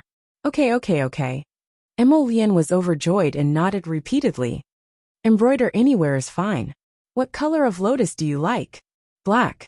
I also like dark ones. Upon hearing this, Xiaomu nodded and said, Dark is good. Dark heart suits you. Emolian. That's strange. Why did she feel like these words didn't seem to be praising her? Huifeng, who was laughing so hard that he was slapping his thigh in the shadows, suddenly discovered a wisp of medicinal power shooting toward him. Huifeng hastily rolled on the ground to avoid it and cried out, Wah! The medicinal power instantly pervaded his entire body. Huifeng had a bitter expression and coughed repeatedly from choking. Your Highness, what kind of medicinal power did you use on this subordinate? Don't you like to laugh? Why don't you stay here and laugh for 4 hours? The Crown Prince said coldly, and left with Xiao Qiao. He tossed the dumbfounded Huifeng to the ground. Not long after, the secret guards of the Eastern Palace discovered that their leader was standing at the entrance of the small dungeon, laughing nonstop like a fool. The two of them left the Eastern Palace, and together they rode the same horse to Zhuzi Lake behind Fu Mountain. You really arranged a small boat. Arbor's eyes lit up. That's right. I've already said that such a spring day with hundreds of flowers blooming is especially suitable for a lake tour. Emolian reached out and hugged her waist. With a leap, they jumped lightly onto a small boat. The small boat slowly drifted into the river. The lake water was dark green. A few days ago, you refused to go back with me and insisted on staying here to cultivate. Emolian snorted. Do you still remember? Arbor shook her head very sincerely. Emolian pinched her small face. Scoundrel, you worried me to death. Arbor took out a small bottle from her sleeve and handed it to her. This is a bottle of antidote pills. Carry it with you, and it can cure thousands of poisons. It's a new one that I made recently. 4 poisons on the level of the devil flower. 1 pill can cure them. Jojo, you were worried about me. Emolian scooped the little fellow into her arms and rubbed her chin against her small head. Don't worry, I'm fine. The poison has already been cured. Arbor took the opportunity to check his pulse and turned to glance at him. Chapter 1240. You don't have anything to hide from me about your body condition, do you? She looked at the man with a serious expression, as if she would bite him to death if he dared to hide anything from her. Emolian quickly shook his head and lowered his eyes as he replied, No. Arbor raised her small hand and patted Emolien's head, as if she was petting a puppy. That's good. Emolian pulled her hand down and laughed helplessly. Jojo, in this situation, why are we talking about poison? Shouldn't we be drinking tea and chatting happily? Arbor poured him a cup of tea, then looked at him and smiled. Husband, please have some tea. Emolien's eyes moved, and he reached out to take the teacup with a smile. Wife, it's rare that you don't have to cultivate, and I've thrown away all the trivial matters. Today Bam! Suddenly, a loud sound came from the lakeside, abruptly interrupting Emolien's words.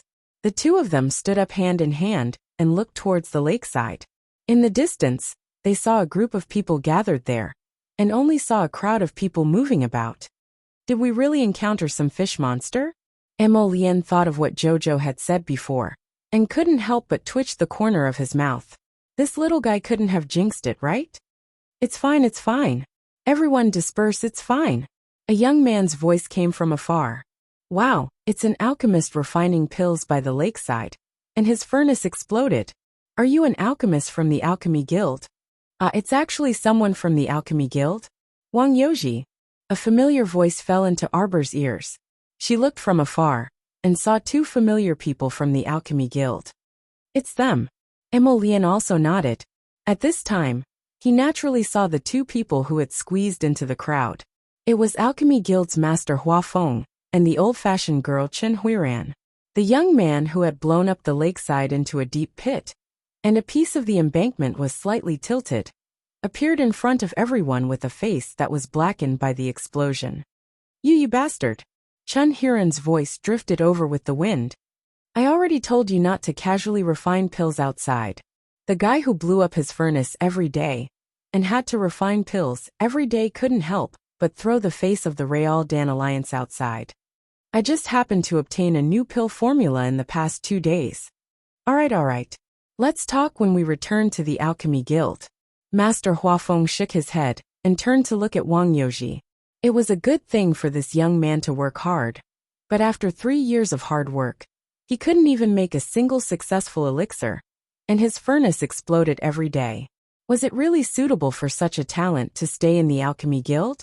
Fortunately, the triennial alchemy competition was just around the corner. When the time came, those who couldn't even make a single pill would be kicked out of the Alchemy Guild. Grandmaster Hua, please give me another chance. The young man hugged Grandmaster Hua's leg with tears flowing down his cheeks, causing the onlookers to sigh with emotion. Being an alchemist was also quite tough. He was despised by his seniors for exploding his furnace in alchemy, and he had psychological pressure himself. Alas, he still had to take the test of the competition every 3 years. If his alchemist level didn't improve for 2 consecutive years, he might be kicked out of the alchemy guild. It was hard to do anything. Emolienne pulled Arbor back to sit down and said with a bored face, "How dare he come and disturb us for no reason? He can refine pills anywhere, but he came to the lakeside. He might have his own reasons." Chapter 1241.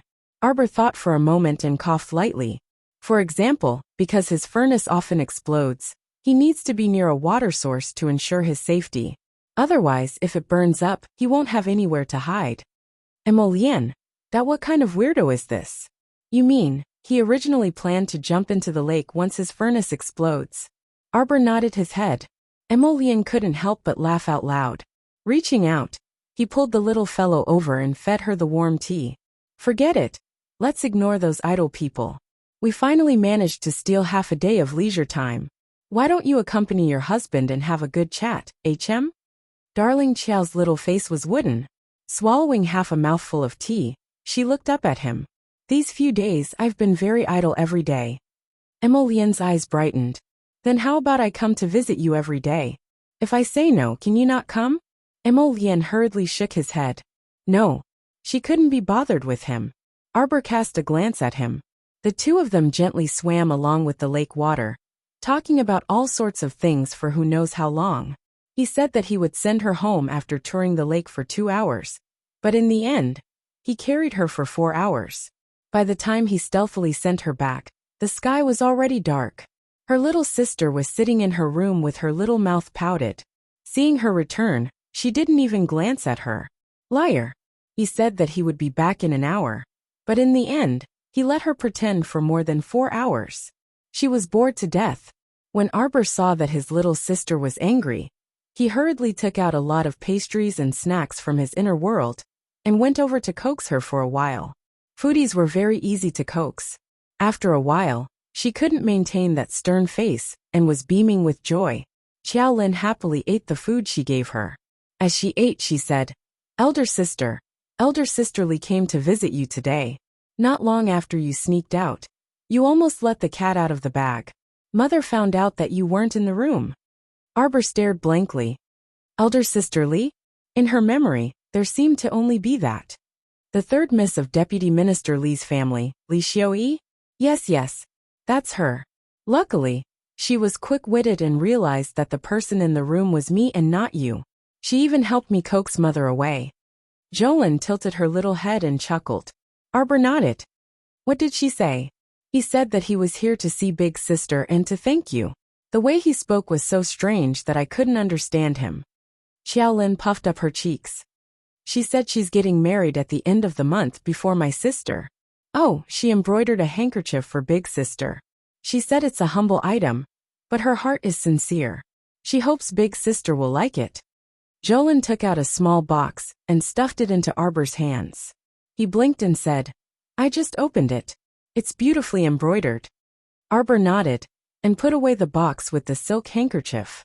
Sister, are you very familiar with Miss Li? Yes. She's not bad. She finally got rid of that lazy dog, the son of the great king, and married into a good family. All right, you can go back to the court to rest. Arbor raised her hand and rubbed her younger sister's head. After sending Xiaolin away, Arbor washed up and went to rest. In the next few days, when she had nothing to do, she would stay in the room to draw talismans and refine pills. Most of the time, she would be embroidering flowers. Yes, embroidering lotus flowers. That's right. She only knew how to embroider one type of flower. At first, Mother praised her for her talent, but 3 days later, seeing that she only knew how to embroider one lotus flower, Mother didn't say anything else as she leisurely welcomed her wedding ceremony.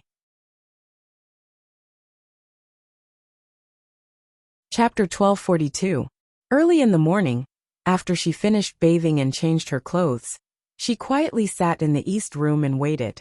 The entire coming-of-age ceremony proceeded methodically under the auspices of her father and mother. Xiao Zhongbang and his wife had already welcomed the guests of honor into the venue. When the music started, they saw their daughter dressed in formal attire, walking over from afar. The husband and wife looked at each other, their eyes filled with emotion, but even more so with emotion that their daughter had already matured. The guests of honor, who came to attend the coming-of-age ceremony, were the family members of the entire Mo Kingdom capital's influential officials. Xiao Zhongbang cupped his fists and said some pleasantries before announcing the official start of his daughter Arbor's coming-of-age ceremony. After a round of greetings, 8th Princess Mou, who had volunteered to be Miss Qiao's assistant, was the first to walk out. She solemnly bowed to all the spectators. The 8th princess turned around, her eyes blinking at Arbor before she picked up a comb and combed her hair. Arbor surprisingly didn't have the slightest bit of impatience after performing a set of tedious etiquette. It wasn't until Madame Ren picked up the hairpin that Mo Lian had personally made that a slightly panicked announcement came from outside. Her Majesty the Queen has arrived. Her Majesty the Queen has arrived. Everyone was slightly startled, but since they were all madams and young misses who had seen the world, they stood up calmly and faced the entrance to bow in unison, loudly paying their respects to the Queen. Empress Zhao walked in from the front door while being escorted by people. She was wearing a wide-sleeved brocade gown and a multicolored phoenix coronet, looking awe-inspiring. "You may all rise," Empress Zhao said indifferently before walking up to Arbor. She carefully sized her up from head to toe before nodding slightly. She extended her right hand. An elderly nurse Huaxian immediately stepped forward and opened the lid of a long jade box. She bowed and took out a purple jade hairpin, respectfully handing it to Empress Zhao. "This is the Heavenly Phoenix purple jade hairpin that Her Majesty the Empress Dowager used for her coming-of-age ceremony back then." Queen Zhao's fingers lightly brushed that hairpin as she smiled at Xiao Mu, and it was even personally crafted by the late king. When everyone heard this, they could not help but let out a series of gasps. This Heavenly Phoenix purple jade hairpin, heavens, they had heard of it before. It wasn't as simple as an accessory. It was something that could save one's life at a critical moment. It was said that it could withstand all attacks below the divine realm 3 times. And it was this Heavenly Phoenix purple jade hairpin that had indeed saved the Empress Dowager's life. Such a divine item that could save her life twice. The Empress Dowager actually bestowed it to the Crown Princess without blinking an eye. Just how much did he value this little Crown Princess? Xiao Zhongbang and his wife were slightly terrified. "This item is too precious. Your Majesty, my daughter." Empress Zhao raised her hand to stop the couple from speaking. She took the Heavenly Phoenix purple jade hairpin and slowly lifted her sleeve to fix the little fellow's crown. "Thank you, grandmother." "Thank you, mother." Arbor raised her head, her eyes brightening as she looked into the distance. Prince Mo was standing there with narrowed eyes, secretly peeking at his little wife. His Jojo had come of age. Crown Prince Mo only felt that his heart was pounding nonstop. At this time, his eyes had long blocked out all the people present. Only that slender figure entered his eyes and entered his heart. "Haha, I'm not late, right?" A laugh came from afar. Everyone looked strangely at that person. The Mu family's 7th master, Mu Jingrui, had actually come uninvited. When Xiao Zhongbang and Wei Ziqin saw this person, their expressions changed slightly. Wei Ziqin even grabbed Arbor's small hand tightly. Chapter 1243. Although Mu Jingrui's appearance appeared very strange, he did not interrupt the hairpin ceremony's proceedings. Instead, he chose a seat and sat down, looking at Arbor with a smile. Mu Jingrui's aura was powerful, and even the white-haired elderly man following behind him appeared to have an extremely high cultivation. The muscles on the elderly man's arms bulged as he stared at Arbor like an eagle. The duo's appearance instantly caused many people present to lower their heads and restrain their auras. This was the frightening aspect of an expert's aura. Mu Jingrui of the Divine Province represented the Divine Province's Talisman Patrician family. Compared to the Talisman Patrician family in the Mo Kingdom on Sikong planet, the difference was like heaven and earth. Mu Jingrui's appearance only caused the atmosphere to turn solemn for a moment. Soon, the hairpin ceremony resumed, and everything proceeded smoothly until the ceremony was complete. Arbor and Prince Emo met each other's gazes from afar for a long time, before they quickly left under their mother's gaze. When Arbor's astonished gaze flitted past Mu Jingrui, she was slightly puzzled, but she did not say anything and merely nodded at him aloofly. After she returned to her room, Xiao Yao walked up and said with a grin, "Miss, are you tired? Take off your clothes and rest for a bit." "I'm not tired." Arbor shook her head aloofly and sat down by the window. She reflexively caressed the lustrous jade bracelet on her wrist that was hidden deep inside her sleeve. "Morong-sun, I'm coming of age today. And you, where are you?" Arbor's eyes dimmed, and she lowered her head, allowing Xiao Yao to swiftly remove the ornaments on her head and braid her hair into a simple braid. "Madam." Two calls came from outside the door. Wei Ziqing walked in and glanced at her with a bit of panic and unease. Jojo. What is it, Mom?" Arbor put down the fine-toothed comb in her hand and looked at Wei Ziqing in confusion. "Come with me." Wei Ziqing took her little hand and held it with a lot of strength. Seeing his mother's strange expression, Arbor stood up and comforted her. "Mother, what's the matter?" "Don't ask.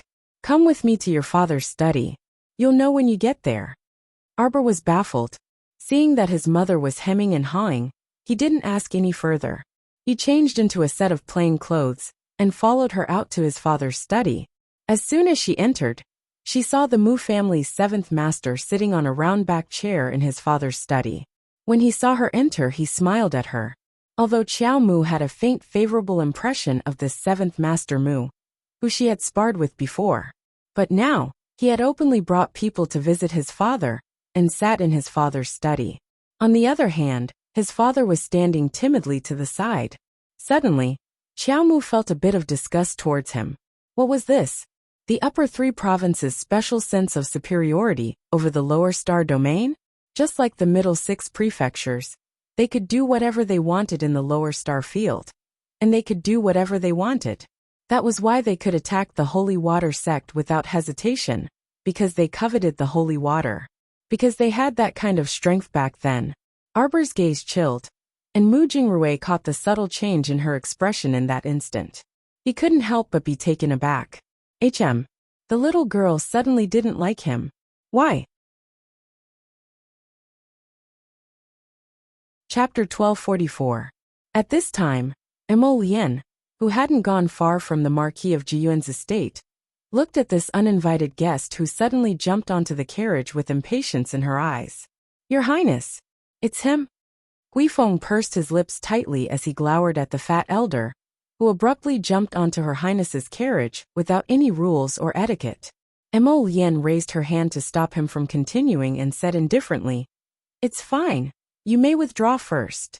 "Your Highness, do you really want to continue staying here? Second elder came to find me earlier, and I've already made things clear to him. I need at least another year before I can leave. Is there such a thing to be concerned about in the secular world of the lower star domain?" The fat elder sighed and said, "His Majesty is about to completely lose his patience." The fat elder glanced at him. "Moreover, the sacred fire in your body is about to awaken. Even the ancient Emo Lien seal can't suppress the sacred fire's awakening. When the time comes, the seal will break and the sacred fire awakens, and the two will merge, directly restoring your cultivation to the god realm. The lower star domain simply can't tolerate you. Heavenly law also won't let you off. Right now, the reason you can move freely under heavenly law's nose is entirely because of the suppression of Emo Lien's seal on your body." The fat elder sighed and said, "You're the one who inherited the most ancient lotus seal in the entire Emo clan. What are you still attached to in this secular world branch family of the lower star domain? Back then, if it weren't for the internal strife in the divine province and the political situation being shaken, His Majesty the Emperor would have." "All right, that's enough." Emo Lien coldly interrupted Third Elder's words. "I already made it very clear to Second Elder last time. I still need another year.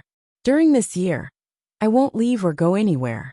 The fat elder heaved a long sigh of relief. "Oh, Your Highness, but the seal on your body will inevitably break on its own within 3 months. How long will you be willful for?" Aren't you also well aware?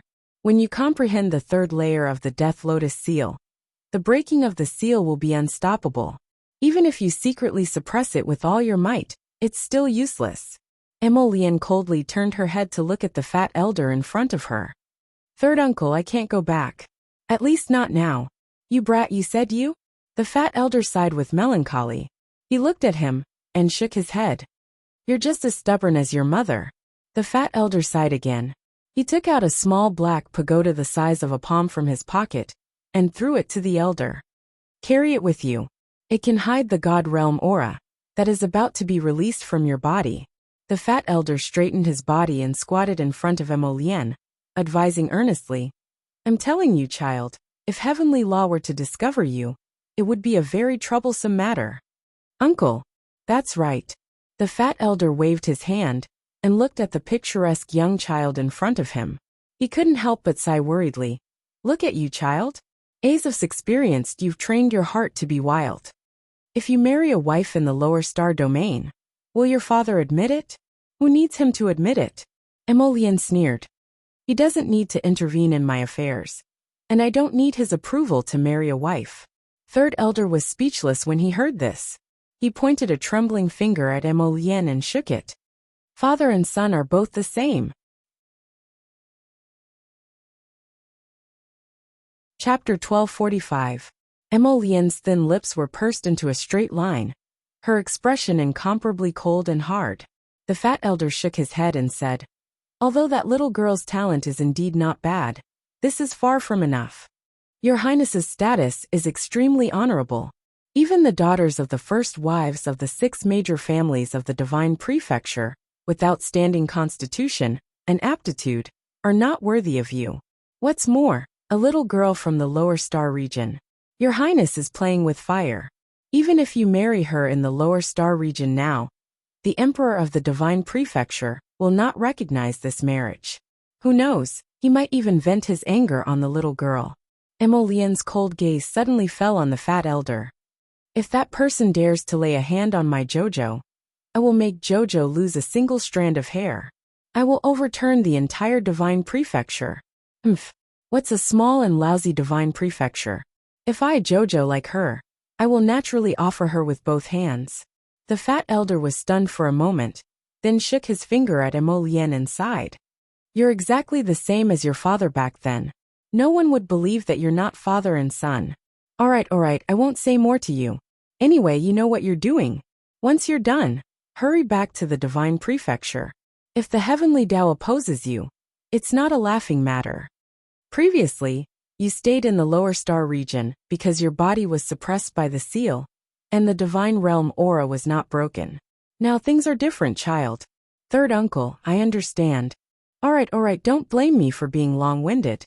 I've already met your adoptive father and mentioned this to him. The fat elder was a little angry at the mention of this. You didn't see his constipated expression at that time. It was as if I was going to snatch his son away.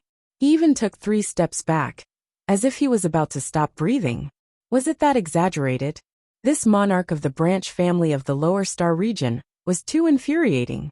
He was entrusted to look after young Master Gu, and after 20 years, he actually wanted to seize the emperor's son. What a strange person. Emolian glanced at the fat elder with a slightly serious expression. You've gone to grandmother and mother. No. The fat elder glanced at him. I only looked for your adoptive father. Sigh. I'll leave this matter to you. We'll have to leave sooner or later. Your Highness, since you were 3 years old, the Institute of Elders of the Divine Land has come to visit you through a special passage every year.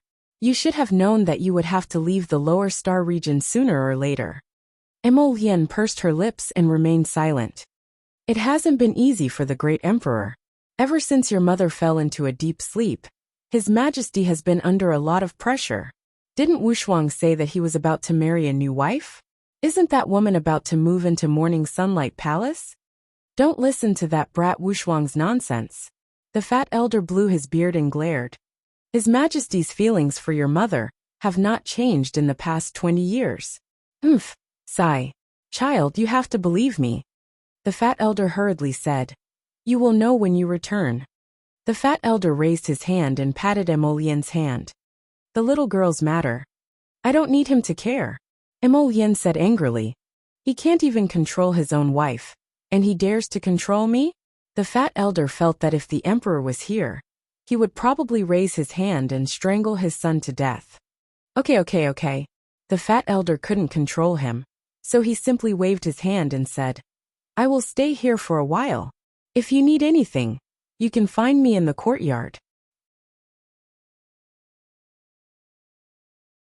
Chapter 1246. At the same time, in Xiao Zhongbang's study at the Marquis of Jiayuan's estate, Arbor's cold gaze flitted over 7th Master Mu and the white-haired elder. With a flick of his sleeves, he sat down in front of them. The white-haired elder behind 7th Master Mu knitted his brows and couldn't help but say angrily, How dare you be so impudent and rude in front of 7th Master Mu? Arbor's cold gaze swept over the elder without any warmth. My time is limited. I'll give you 7 minutes. You. The white-haired elder was enraged. Just as he was about to flare up, 7th Master Mu reached out to stop him. Jojo. Mu Jingrui looked at her calmly and said, I believe that with your intelligence, you should know the purpose of our visit today. I don't know.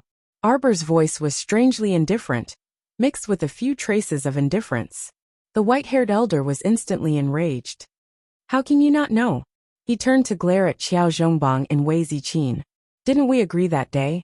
On the day of the ceremony, we will tell her the truth. Wei Ziqin covered her face and choked out. I don't know how to say it. Arbor's heart had long sunk to the bottom of the valley, along with his mother's soft sobs. She didn't even dare to delve into the cause of this panic. She stood up and coldly ordered them to leave. Since you're hemming and hawing and don't want to say it, then there's no need to. Chunying, see the guests out. Mu Jingrui stood up and sighed at her cold back. Jojo, you've already guessed it, haven't you? Jojo, you have such great talisman talent. But have you never doubted your origins? The talisman lineage is passed down from generation to generation. It's very rare for someone not from my Mu family to have such outstanding talisman drawing talent. Arbor's back was facing Mu Jingrui and the white-haired elder. Her back was already completely stiff. Your surname is Mu, and you're called Mu Qiao. You're a child of the Mu family of the Divine Province, Mu Qiao. My surname is Qiao. As long as my surname is Qiao, my surname will always be Qiao, Arbor said coldly before turning around to leave. The white-haired old man couldn't hold back his anger. He jumped up and said angrily, You don't know what's good for you. If you weren't a member of the Mu family, do you think you would have such a good talent in drawing talismans? You're able to break through to become a high-level talisman master at such a young age? That's because you inherited your biological father's talisman talent. Arbor abruptly turned around. This was the first time Mu Jingrui had seen such a resolute and austere expression on the little girl's face. My talent has never been related to your Mu clan. She knew very well that her talent in talismans came from the Golden Talisman Jade Tome. As for the Golden Talisman Jade Tome, although she didn't remember how it was stored in her sea of consciousness, she was absolutely certain that this matter had absolutely nothing to do with the Divine Prefecture's Mu clan. Mu Jingrui looked at her with a complicated expression. Jojo, we can understand that you can't accept it right now, but that is indeed the case. You are the long-lost child of the Divine Prefecture's Mu clan. He took out a jade pendant with a red string hanging from his waist. This is half a jade pendant. Your foster mother also keeps the other half. Together, it's enough to prove your identity. Arbor was expressionless. Her eyes, which were like a dry well without any ripples, stared coldly at Mu Jingrui. In that instant, he only felt his heart tremble, and his entire body turn cold. This child was seriously too cold. Her gaze didn't seem like she was looking at a relative at all. It was clearly like she was looking at an enemy who spoke without thinking.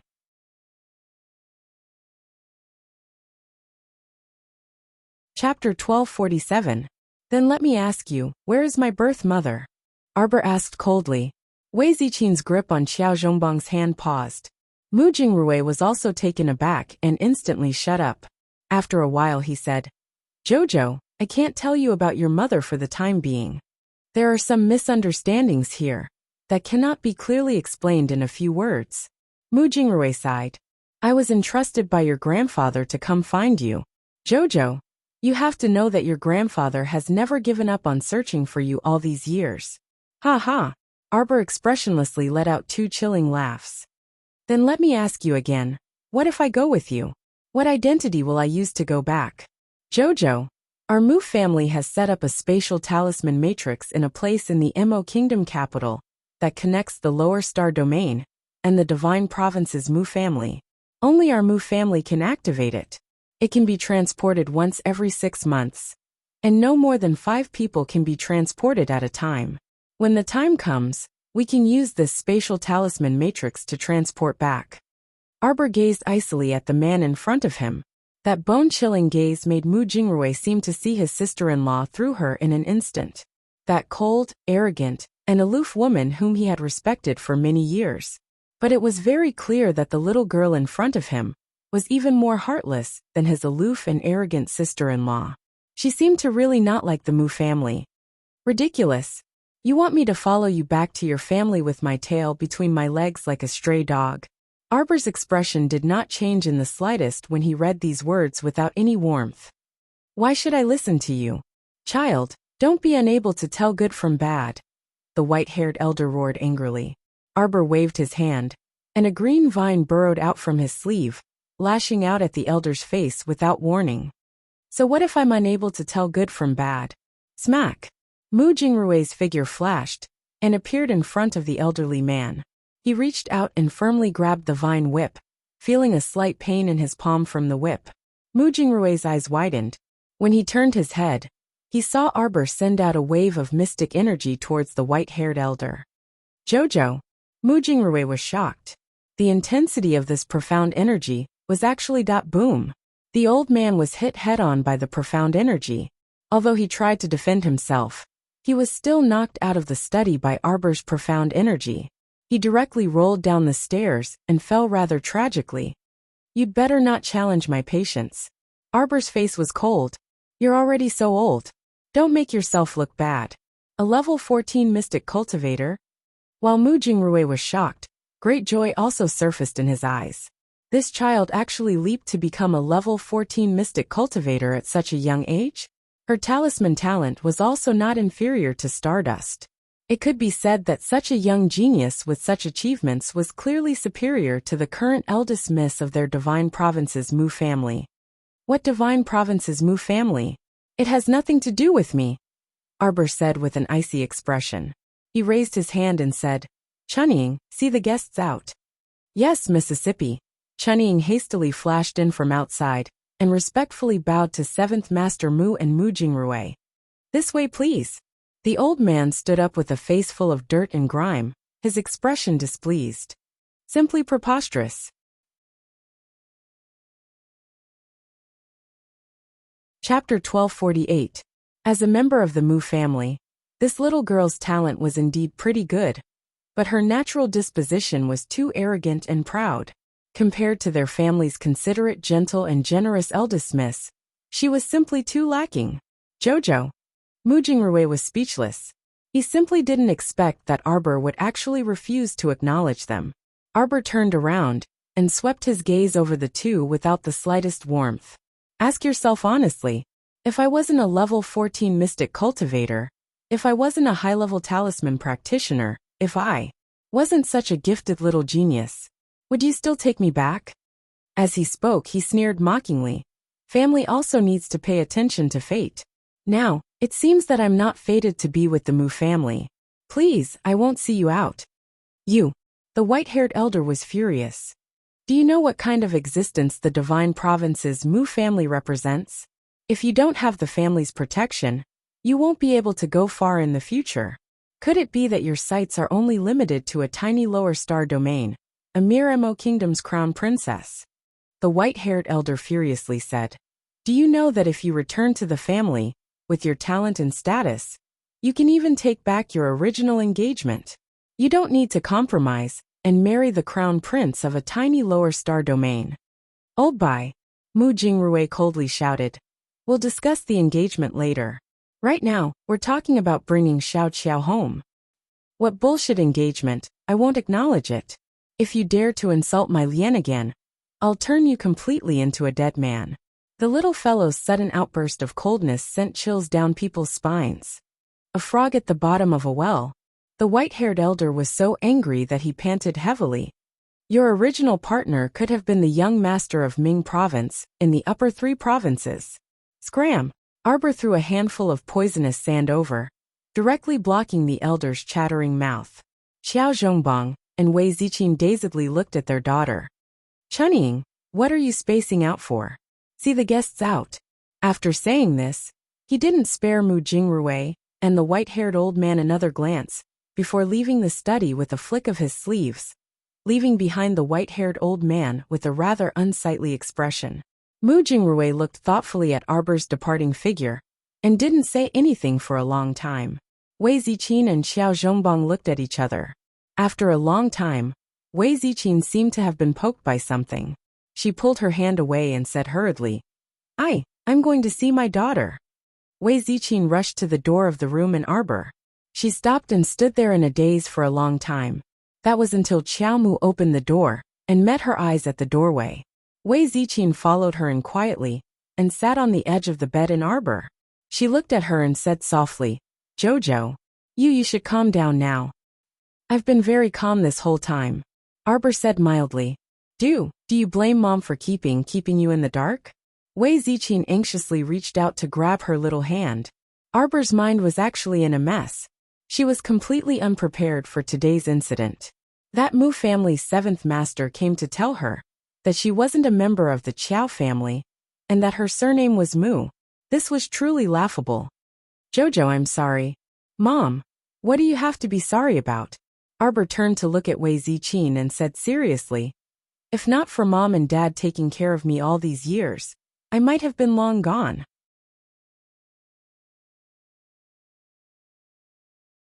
Chapter 1249. No, you're not allowed to spout nonsense. Wei Ziqin's tears immediately flowed down, and she reached out to touch her daughter's face with trembling hands. Jojo, are you still willing to call me Mom? If you're my mom for a day, you'll be my mom forever. She had been on tenterhooks for a long time, but the haze was instantly lifted and she saw the light. Jojo didn't blame her at all. Wei Ziqin covered her mouth with one hand and sobbed for a while. Arbor wrapped her arm around her shoulder and patted it lightly. Mom, just ignore the words of an idle person. Wei Ziqin shook her head. That person is your 7th uncle. As she spoke, she took out half of a jade pendant tied with a red string from her pocket. This is what your biological mother left for you. I'm giving it to you now. Arbor didn't take it, and her little hand even shrank back a little. Wei Ziqin was stunned, and she looked at her with tears rolling down her face. Jojo, you're not blaming her, are you? No. Arbor indifferently spat out these 2 words with an icy gaze. Although I only spent 2 to 3 months with your mother, I know that she loved you dearly. Wei Ziqin wiped her tears and said, she had just given birth to you, and her body was extremely weak. At that time, an enemy came looking for her. To protect you, she handed you over to me. Mom. Arbor interrupted her. Then tell me, who is my biological mother? Wei Ziqin suddenly stopped talking, and her expression also calmed down. She shook her head and said, I swore before Miss that I wouldn't tell her. Before Miss led the enemy away, she told me that your surname is Mu. But to be honest, Mom and your father have always lived in Kwoto village with you. So we didn't know much about the outside world. It wasn't until we went to the capital and heard about the talisman aristocratic family, the Mu family, that we vaguely had some guesses. Jojo, do you blame Mom for not telling you? Arbor shook his head indifferently. Mother, my mind is in a mess right now. I don't want to say anything. Wei Ziqin grabbed her little hand and said anxiously, Child, don't blame your biological mother. She didn't want me to tell you because she wanted you to live peacefully and not be blinded by the hatred of the secular world. She doesn't want you to embark on a path that only lives for hatred. Arbor nodded obediently, but his expression was somewhat cold. I understand, Mother. No, you don't. Wei Ziqin's heart was about to break when she saw her indifferent expression.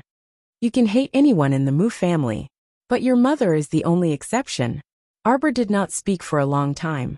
Wei Ziqin saw that she looked a little tired, so she got up and wiped her tears. Then you should rest well. Mother. Mother. Then do you know that perhaps because of my biological mother, I've long been targeted by someone? Wei Ziqin's footsteps paused, and she froze in place. What do you mean? Arbor began to understand a little now that those things that happened in her previous life were really not some special coincidence. Her identity was special, and there was simply someone who didn't want her to return to the Mu family in the Divine Province. So since the age of 7, she had already been targeted. In a dark corner that you can't see, there's a pair of eyes that has always been staring at me, Arbor said with a cold expression. Before this, I couldn't figure it out. When did I ever offend someone from Shentian Prefecture when I was 7? Until today, I finally understand.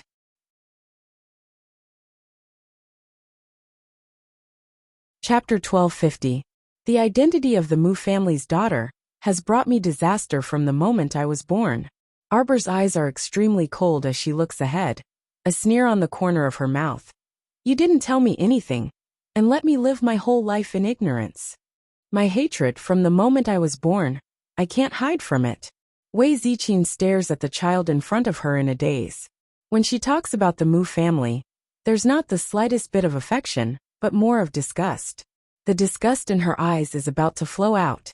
What a joke, a family that has never cared for her even a little bit. Why should she care about them? Even all the disasters in her past were caused by them.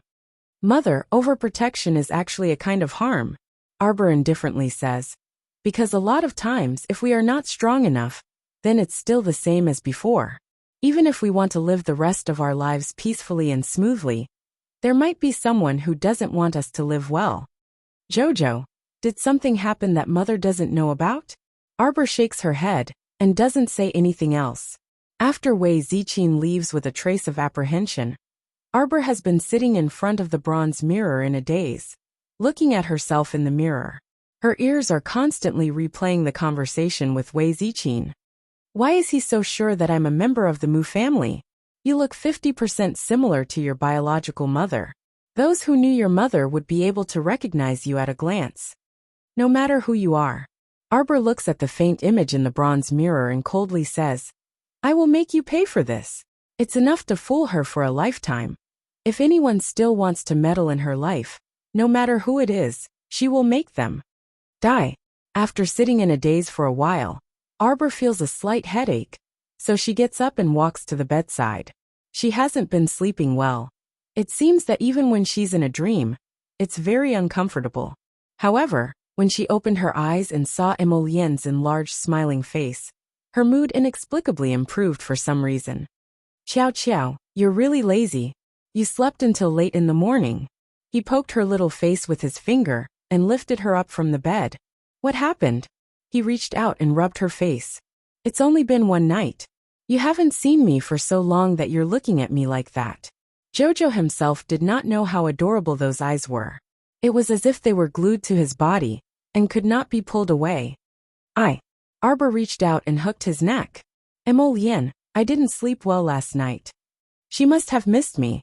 That guy shamelessly said this and carried her in front of the bronze mirror.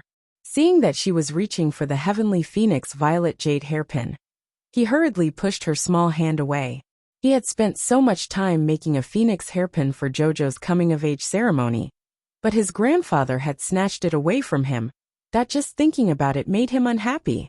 Emolien threw the hairpin into the brocade box. I'm not wearing this. Why not? Grandmother gave it to me. Emolien glanced at him angrily. You're not wearing it even if grandmother gave it to you. Wear the one I gave you. Jojo, why didn't you sleep well last night?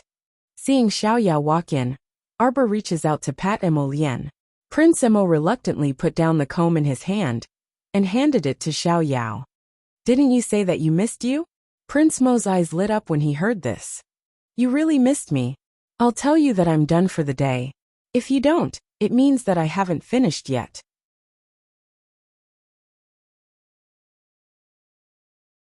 Chapter 1251. Arbor expressionlessly said, I was lying to you. Xiaoyao giggled. Crown Prince. That oh no, his darling was getting better at tricking people. Look at how formidable this little trick was, making his heart soar one moment, and then drop to the bottom of the valley the next.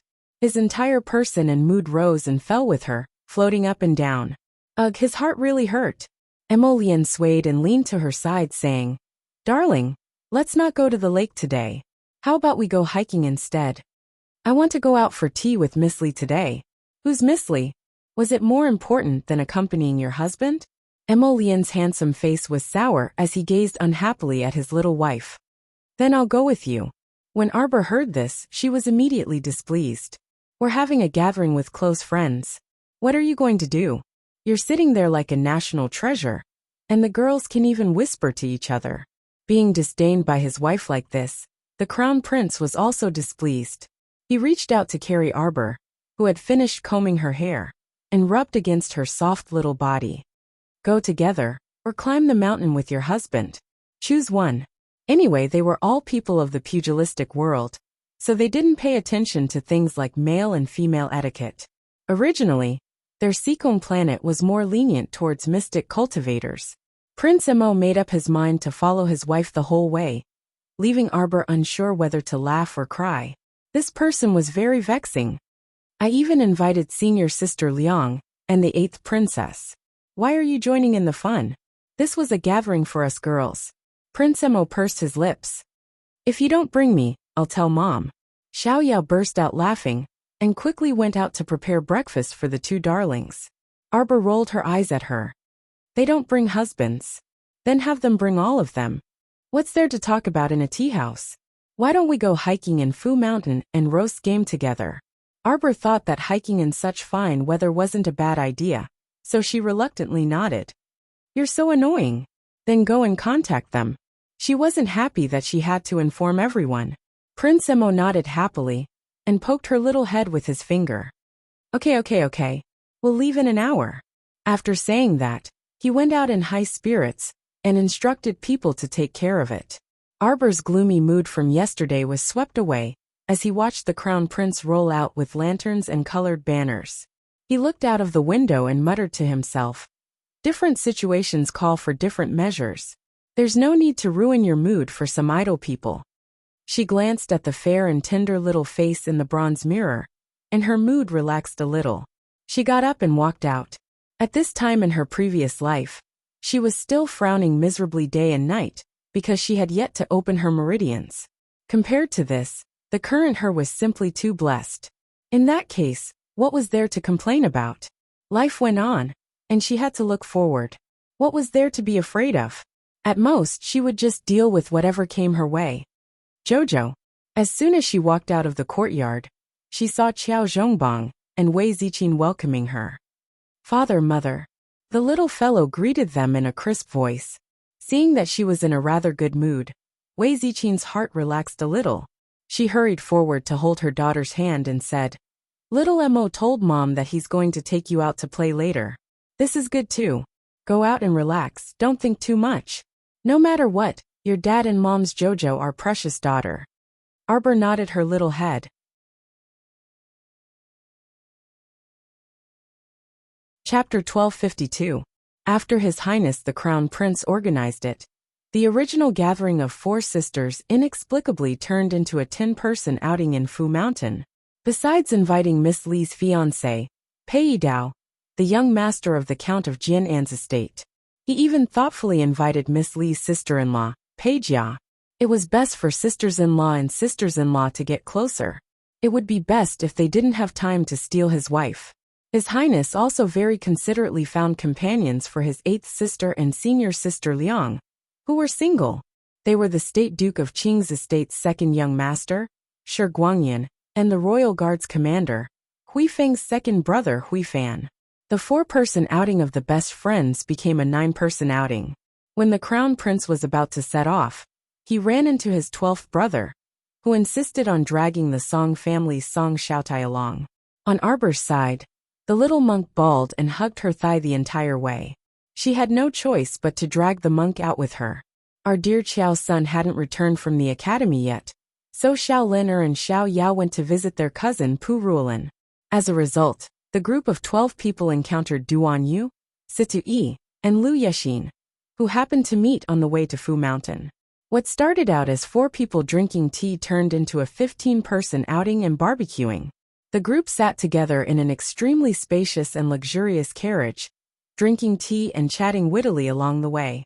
Xiao Mu was speechless as she fiddled with the little monk in her hands. She pinched his small ears and rubbed his small face before teasing him. "We're going to eat barbecued meat. It's not like you can eat it. This little monk can eat vegetables and mushrooms. Who's going to roast mushrooms for you?" Arbor rolled her eyes. Liang Qingqing couldn't resist picking up the little monk. "Little junior sister, where did you pick up such an adorable little monk?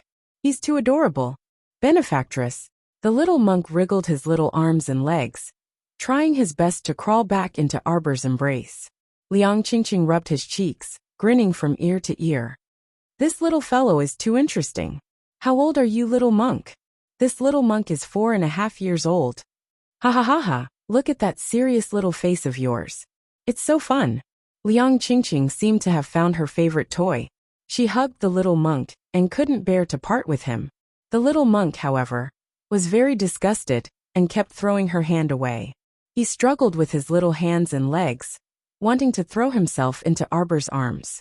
Mo Lian was very happy when he saw this, and he cast an extremely friendly gaze at senior sister Liang. Then he drew close to his wifey and said with a smile, "Qiao Qiao, when we arrive later." "Sister-in-law."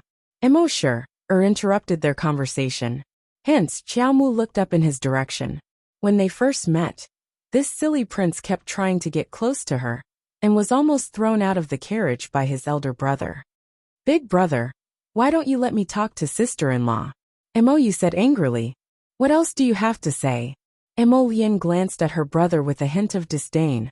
"That's all you've got? You're just thinking about Tao. What peach?" Arbor blinked. "Eldest sister-in-law." The mention of this poked at Mo's sore spot. He immediately pulled a long face and said, "Big brother is so mean. He's so petty that he won't even let me look at the Tao that you gave him. He wasn't like this in the past." Mo Lian pursed his lips and said to Arbor in a low voice, "Give him 2 peaches and stuff his mouth. He's been nagging about this peach for about 7 to 8 years.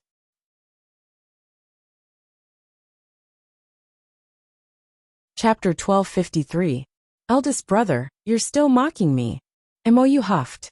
Mo Lian helplessly glanced at him and shook her head.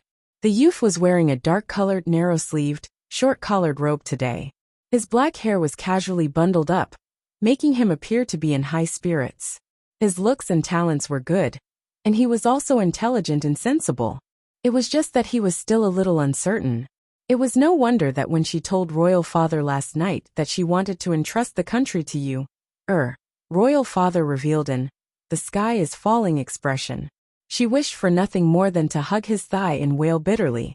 In reality, although Yuer was still young, some of his views and insights were quite profound. He was a good child.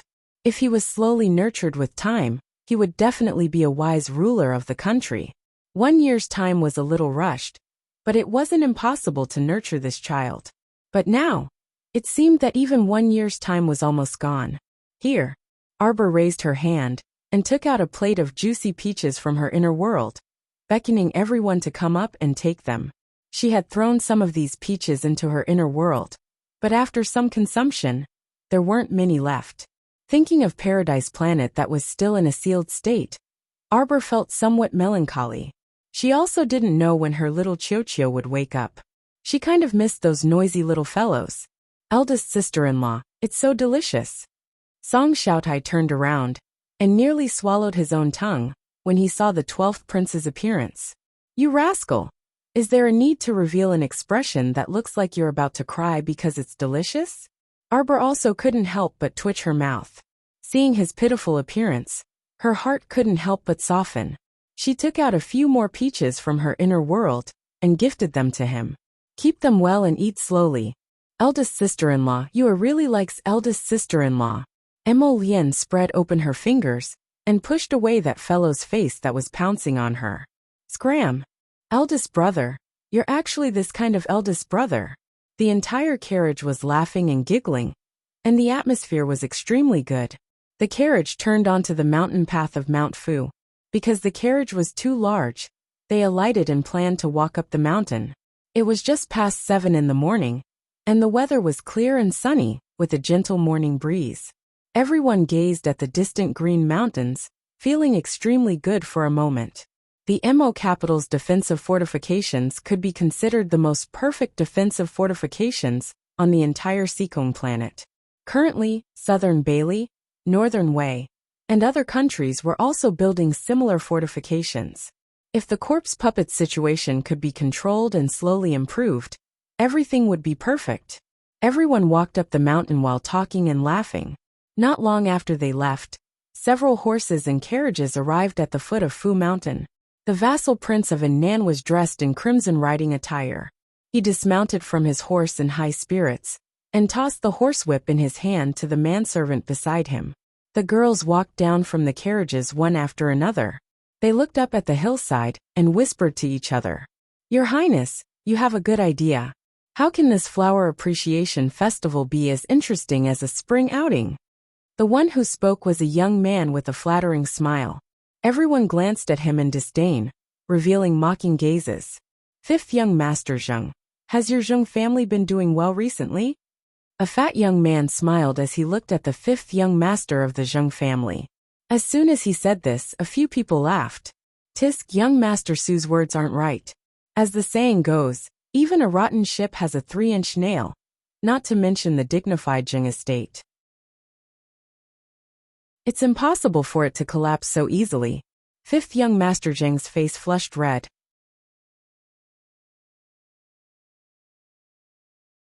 Chapter 1254. Thus, everyone followed suit and mocked him, causing his face to turn as red as a monkey's butt. Fatty Wu Xiaoan, couldn't stand it anymore, and he couldn't resist cursing. "You don't need to gossip about the Zheng estate. Let me tell you, sixth young master is my brother. No matter what, you shouldn't ridicule the Zheng estate's people out of consideration for sixth young master." When everyone heard this, they also recalled that Zheng family's young prodigy, sixth Zheng, and they couldn't help but shut their mouths in boredom. When the vassal prince of Annan saw this, he didn't say anything else. He turned to look at a young girl standing gracefully among the young ladies and said with a smile, "After you, commandery princess." Ian nodded and leisurely made her way up the mountain with small, light steps while maintaining her graceful and luxurious bearing. The vassal prince of Annan's eyes flickered, and he immediately walked up alongside her. He said with a smile, "If commandery princess feels tired, I can order people to carry you up in a small sedan." Commandery Princess Ian replied softly, "Thank you for your concern, vassal prince. We are out for a walk. If we don't climb the mountain and rely on a sedan for everything, wouldn't it lose the meaning of a walk?" Commandery Princess is right. The vassal prince of Annan chuckled and said with a nod, "Then let's go up. Supposedly, if we reach the summit before noon, we can see Fu Mountain's marvelous scenery under the red sun." "It is indeed so." Ian smiled faintly and said, "Fu Mountain's scenery has always been very good.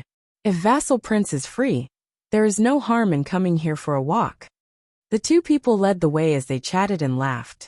Behind them, 7 to 8 orioles and swallows jostled behind them, winking at each other in disdain.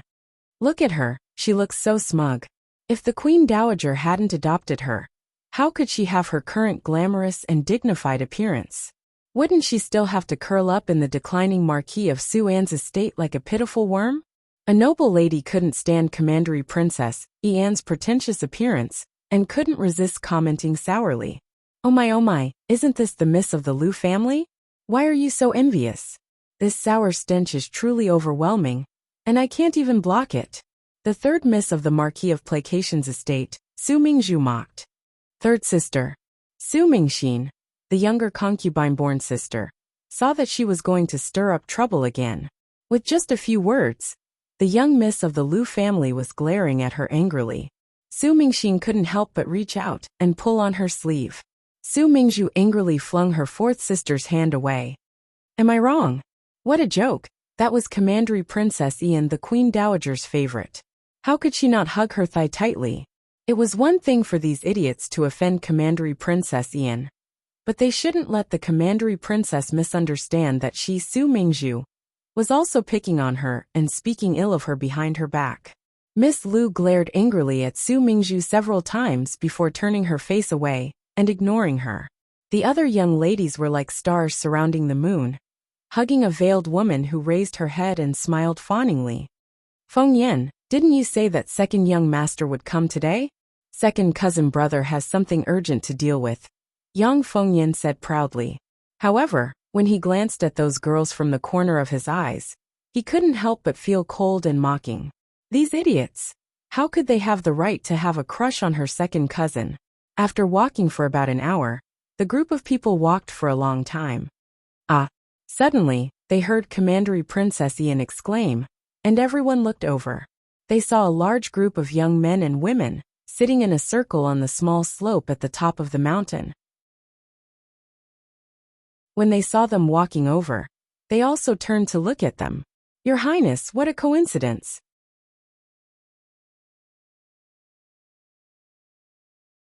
Chapter 1255. Commandery Princess Ian smiled excitedly. Heavens, could this be fate? The two people did not have any agreement, yet they met without any warning. What was this if not fate? Evidently, this hilarious Commandery Princess had completely treated the crowd around the Crown Prince as background scenery. It's His Highness. His Highness the Crown Prince is also here. Miss Lu, Su Mingzhu, and the other young ladies all looked over with flushed faces, as if they had seen something excited. The vassal prince of Annan laughed heartily, and was the first to greet with cupped fists. Greetings to His Highness. Is His Highness bringing the Crown Princess on an outing? The 12th prince is also here. Brother Guangyan, everyone sorry for the disrespect. Emo Lian reflexively swept him a glance before nodding dryly at him. Sure Guangyan, and the rest stood up to greet and exchange pleasantries.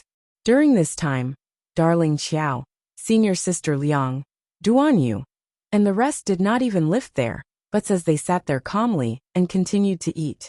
There was already quite a bit of roasted game on the plate, and several large pieces of rabbit meat were currently flipping on the grill. The aroma wafted over as oil sizzled out. After walking for an entire morning, it was already close to noon. The vassal prince of Annan's entourage was rumbling with hunger, so their eyes involuntarily focused on the food on the grill. It was too sumptuous. Other than roasted pork, beef, mutton, and so on, the Crown Prince's entourage had also prepared all kinds of fruits and vegetables. They really knew how to enjoy themselves. However, after waiting for so long, no one from the Crown Prince's entourage invited them to sit down and eat together? Was this appropriate? Shouldn't they play together and share their food when they met by chance on the mountain? Arbor discovered that a flock of orioles and swallows were staring at her with very strange gazes. How could she know that they were waiting for her to invite them? Among the women, her status was the noblest. As long as she invited them, the others definitely would not have any objections. 8th Princess Imoyu was about to go crazy from holding back her laughter. According to her interactions with them, these people were probably going to die. Her little sister-in-law definitely did not think of inviting them at all, because they were not familiar with each other. The smile on Imoyu's face widened infinitely. Arbor's gaze swept across the group of women one by one. He raised his hand and gave the little monk a radish stick, stuffing it into his hand. He calmly took half a rabbit leg and said to Imoyu and the others, "Eat it while it's hot. Don't waste it. Benefactress, you can roast the mushrooms. It's delicious. Do you want some minced meat? I'll give you some minced meat roasted mushrooms. It smells good." Arbor winked at him. "No," the little monk angrily shouted. "This little monk is a vegetarian." Liang Qingqing saw that he was extremely cute and couldn't help but reach out to touch his little bald head. "Little monk, why don't you renounce asceticism?" "Nonsense." The small monk opened his small hands and forcefully pushed Liang Qingqing's palm away. "Why would this little monk want to renounce asceticism? How can you marry a wife if you don't renounce asceticism?" Liang Qingqing teased. "Hurry up and renounce asceticism, so that you can marry a wife when you grow up." When the little monk heard this, he looked up pensively. Before he could say marry a benefactress, Imo Lian stuffed a radish stick into his mouth. "Don't, you should continue being a monk. When the vassal prince of Nan and the others saw that they were completely ignoring them, they couldn't help but feel somewhat embarrassed. The commandery princess's eyes flickered. Just as she was about to step forward, a masked gray-clothed man suddenly appeared in front of her and hacked at her with a saber. "Be careful, commandery princess."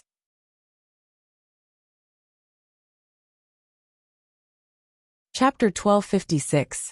However, the vassal prince of Nan, Chofu, strode forward and fiercely embraced commandery princess Anne's slender waist with his ape arms. He hugged her tightly and pulled her into his arms. This action was truly done in one go, and it was very manly. However, the two were not husband and wife after all, and they had never been engaged. This kind of overly intimate action appeared extremely strange in everyone's eyes. Many of the noble ladies covered their mouths with their hands in shock. Ian was also a bit alarmed and furious. She originally wanted to struggle, but the vassal prince of Nan's iron arms encircled her waist firmly, so she could not break free for a while. Amidst everyone's cries of shock, vassal prince Chofu swiftly struck the gray-clothed person's chest with his palm. The gray-clothed person did not even grunt, merely retreating a step after the vassal prince of Nan's palm strike.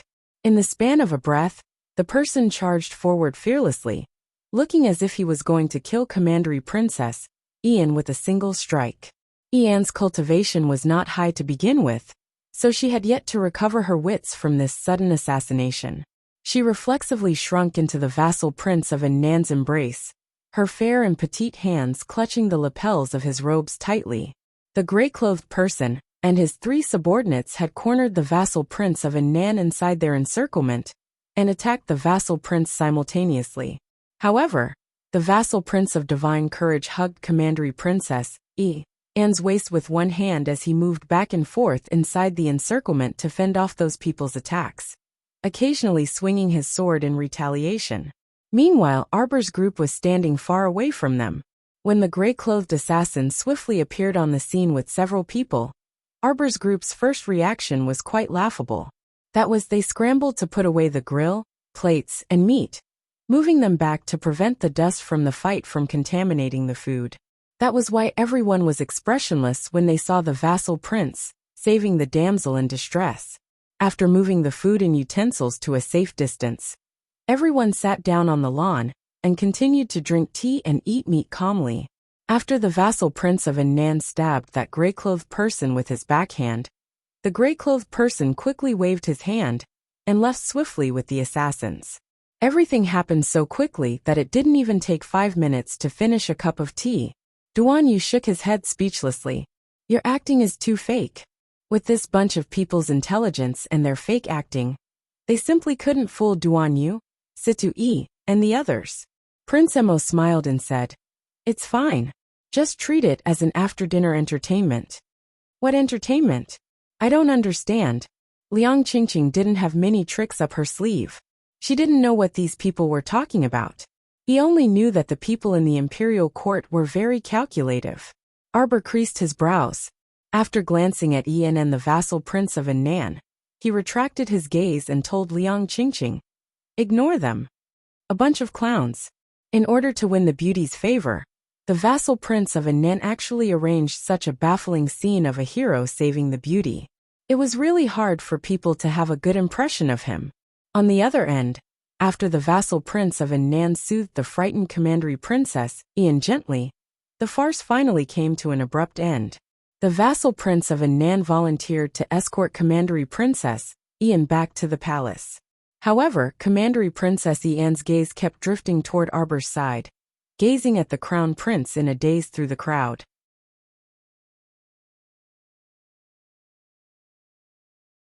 Chapter 1257. However, it was a pity that no one in Arbor's group was paying attention to her. After they finished eating, they felt that they had rested enough, so they packed up their equipment and continued swimming deeper into Fu Mountain. When Ian saw that no one was asking her if she was injured or frightened, she couldn't help but feel aggrieved. Soon, the vassal prince of Nan used the excuse that the commandery princess had been frightened to cancel the activity and order everyone to return home. Meanwhile, he sent Commandery Princess Ian back to the palace as a matter of course. After the farce with the vassal prince of Nan ended, Arbor's group continued to stroll around merrily until the afternoon before dispersing. Arbor, who had not slept well the entire night, was a bit tired at this time. After getting on the carriage, she found the crown prince to use as a pillow. She had only wanted to close her eyes and take a nap, but she didn't expect that she would fall asleep soon after leaning against the crown prince. Emo Lien stroked the back of her head before taking out a thin brocade blanket to cover her stomach. The little monk was sprawled on the ground on his back. He had long fallen asleep from exhaustion after playing for the entire day. Emo Lien simply had the carriage driver stop the carriage by the roadside so that his Jojo could catch up on some sleep. Arbor slept for a full 2 hours before waking up. When she saw that her carriage was still at the foot of Fu Mountain, she couldn't help but be speechless. You didn't leave. The carriage's swaying disturbed your sleep. Emo Lien brushed away the strands of hair that had drifted across her face. I'll send you back now. Arbor nodded and yawned.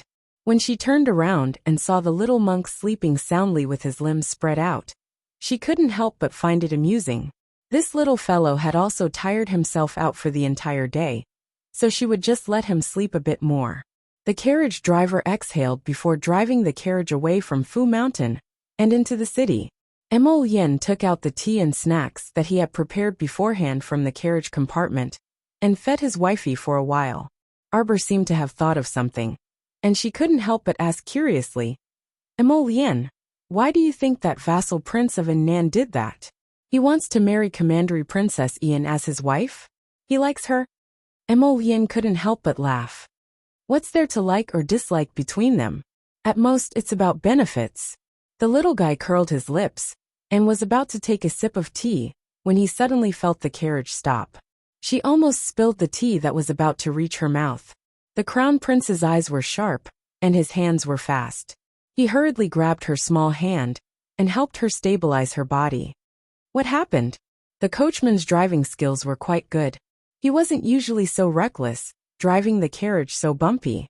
Your Highness, yes. The coachman's tone was filled with surprise and helplessness. Arbor lifted the curtain and saw a carriage stopped in the middle of the busy street. The woman standing in front of the carriage with her hands on her hips and 4 or 5 palace guards behind her did look familiar. Emo Lien, come and take a look. Who is this? He looks familiar. Arbor couldn't help but tug at his sleeve. Prince Emo moved his head to her side and looked outside. His face darkened almost instantly. Seeing his expression change instantly, Arbor couldn't help but ask curiously, who is this person? 4th Princess Emo Shuang. It was this woman who was blocking the middle of the road. She simply didn't care about the Wang clan's dignity at all, and completely disgraced the Emo clan. Emo Lien was about to lift the curtain and alight from the carriage with a dark face.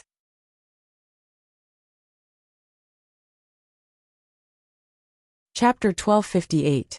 Emo Lien's handsome face darkened.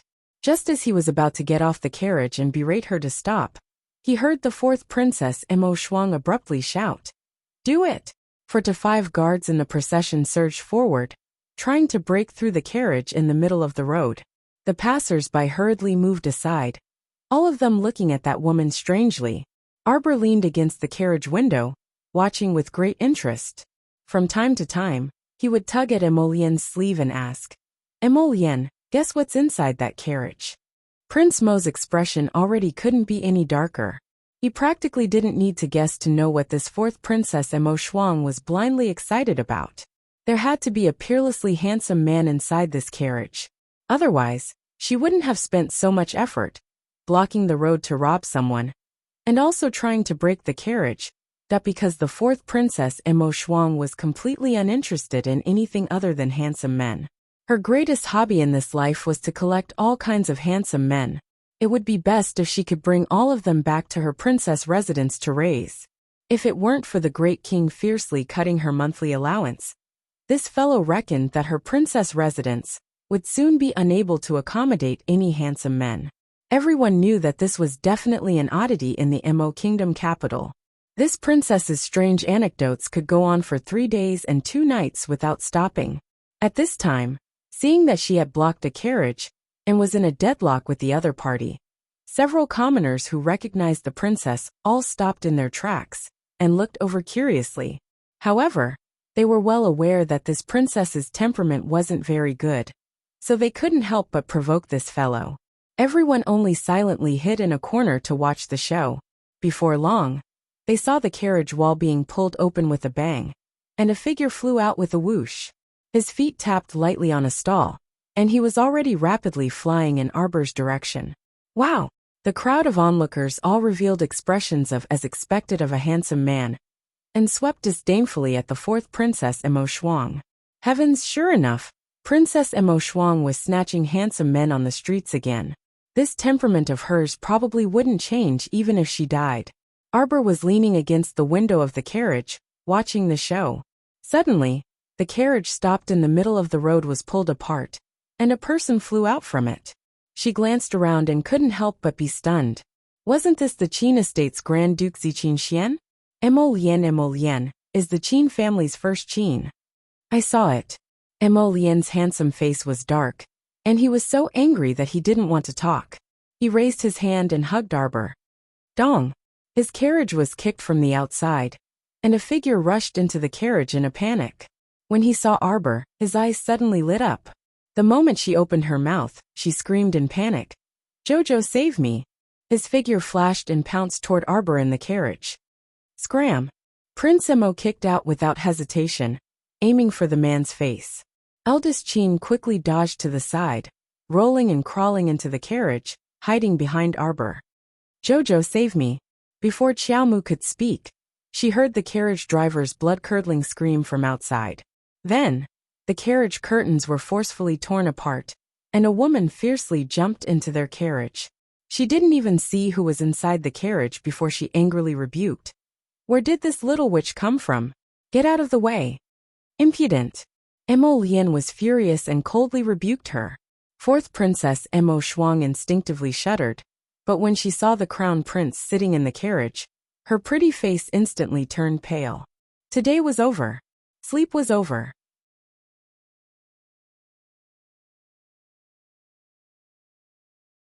Chapter 1259. Heavens, heavens! Why was the crown prince here?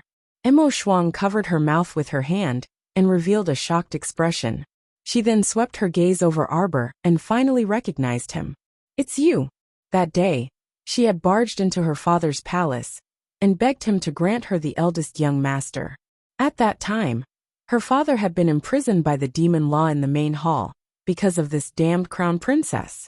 Sitting in her father's bedchamber and eating leisurely, Gong Chang, and didn't dare to offend her. Emo Shuang's scalp was about to explode. She finally understood that her brainless act of barging into the crown prince and crown princess's carriage. She wanted to cry but had no tears. Usually, when she saw the crown prince, she would run as far away as she could. But she didn't dare to be impudent in front of this crown prince. If she offended the crown prince, her days would be even more difficult. Crown prince. Emo Shuang smiled embarrassedly and took a step back. She didn't dare to step forward again, but her eyes couldn't help but linger on the eldest young master, who was huddled in the corner. The eldest young master was meekly and weakly, huddled in the corner of the carriage, hiding behind Arbor and biting his fingers. He had this young master is so scared, look as he looked pitifully at Arbor. Arbor only glanced at him, and couldn't help but turn his head back. The eldest young master was stunned and wondered in his heart. Just now Mu Xiaobao's glance, did it have a hint of disdain? Arbor really does have a lot of disdain. A grown man was actually chased like a dog by this fourth Princess Emo Shuang, who had no cultivation at all. It would be strange if she didn't despise him. Xiaobao. The eldest young master raised a lustrous claw, and carefully tugged at the ribbon under Arbor's sleeve. Slap. Emo Lien slapped his hand away and hugged Arbor to her side. She glared at the eldest young master with a warning gaze. Get out of the carriage immediately. No, I won't go. This crazy woman is here. If I get out, I'll be captured by her. I'm not going. I'm not going. I'm not going. Emo Lien looked at eldest young master's expression and wanted to slap him to death. What the hell was he pretending for? With his cultivation, how could he be so powerless when facing a woman with no cultivation in a place like the lower realms. No one would believe it. Little treasure. Don't be noisy. Xiaomu forcefully swung her hand, smacking the eldest young sir's head loudly. Emolien. Eldest Qin was speechless. In the next second, the little fellow raised his leg and kicked fourth Princess Emo Shuang, who had changed her expression, out of the carriage. Eldest young master clapped and cheered excitedly behind her. Amazing, amazing. Little treasure, beat her, beat her. Arbor leaped out of the carriage. A pair of cold, electrifying eyes filled with pressure swept across the street. Those passers-by who were hiding in the corners to watch the show jumped in fright, and hurriedly shrank their heads back into the corner. In less than 2 minutes, they heard banging sounds on the street, accompanied by fourth Princess Emo Shuang's pig-like screams. Stop, stop, stop, stop. Emo Shuang's guards were just about to make a move when the crown prince lifted the curtain and walked down from the carriage and glared at them. Who dares to make a move? Those guards immediately rolled on the ground in fright. Who would dare to care about the princess's life or death? They themselves were about to die from the crown prince's cold glare. Arbor sent a flying kick.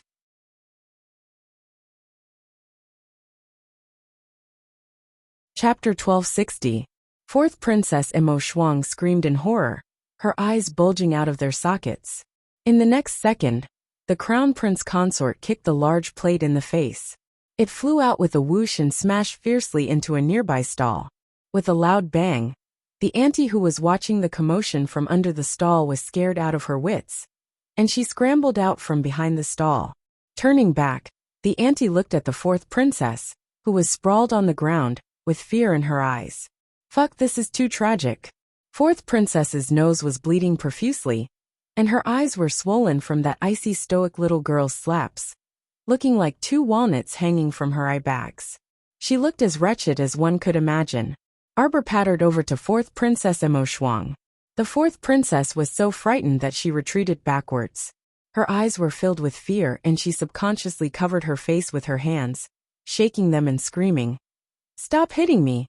Stop hitting me! Stop hitting me! Who's the little demoness? Arbor shouted with a cold expression.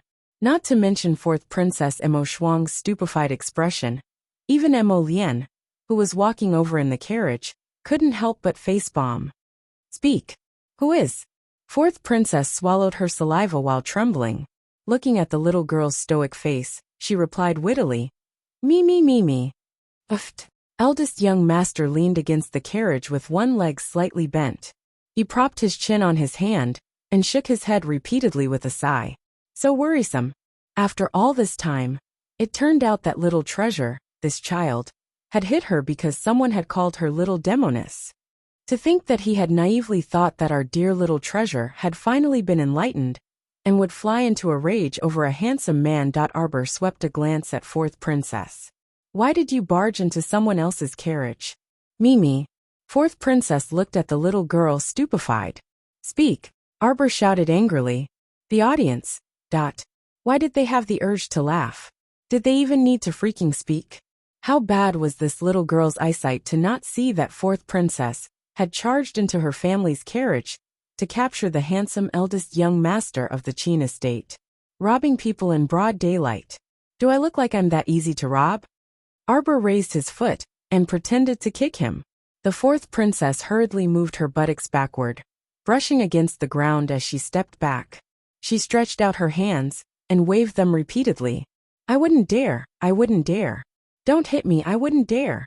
I won't rob again. Prince Emo didn't say anything, and just laughed at the side. Eldest young Sir Qin jumped off the carriage and walked towards Arbor, with a slightly melancholic expression. How blind must this lass be to think that the fourth princess riding the carriage was a robbery?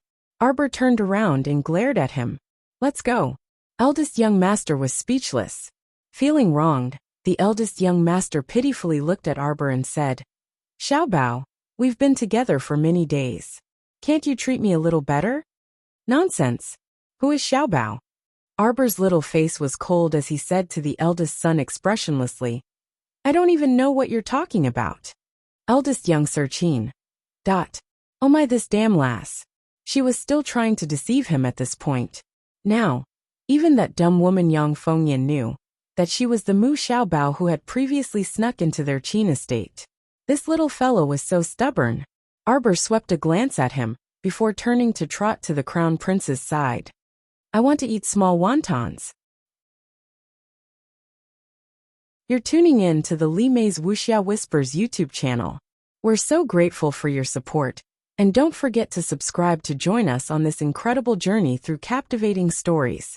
Your generosity through donations truly makes a world of difference, as it's the primary source of revenue that allows me to expand and enhance this channel for you. Thank you from the bottom of my heart for being a part of this adventure.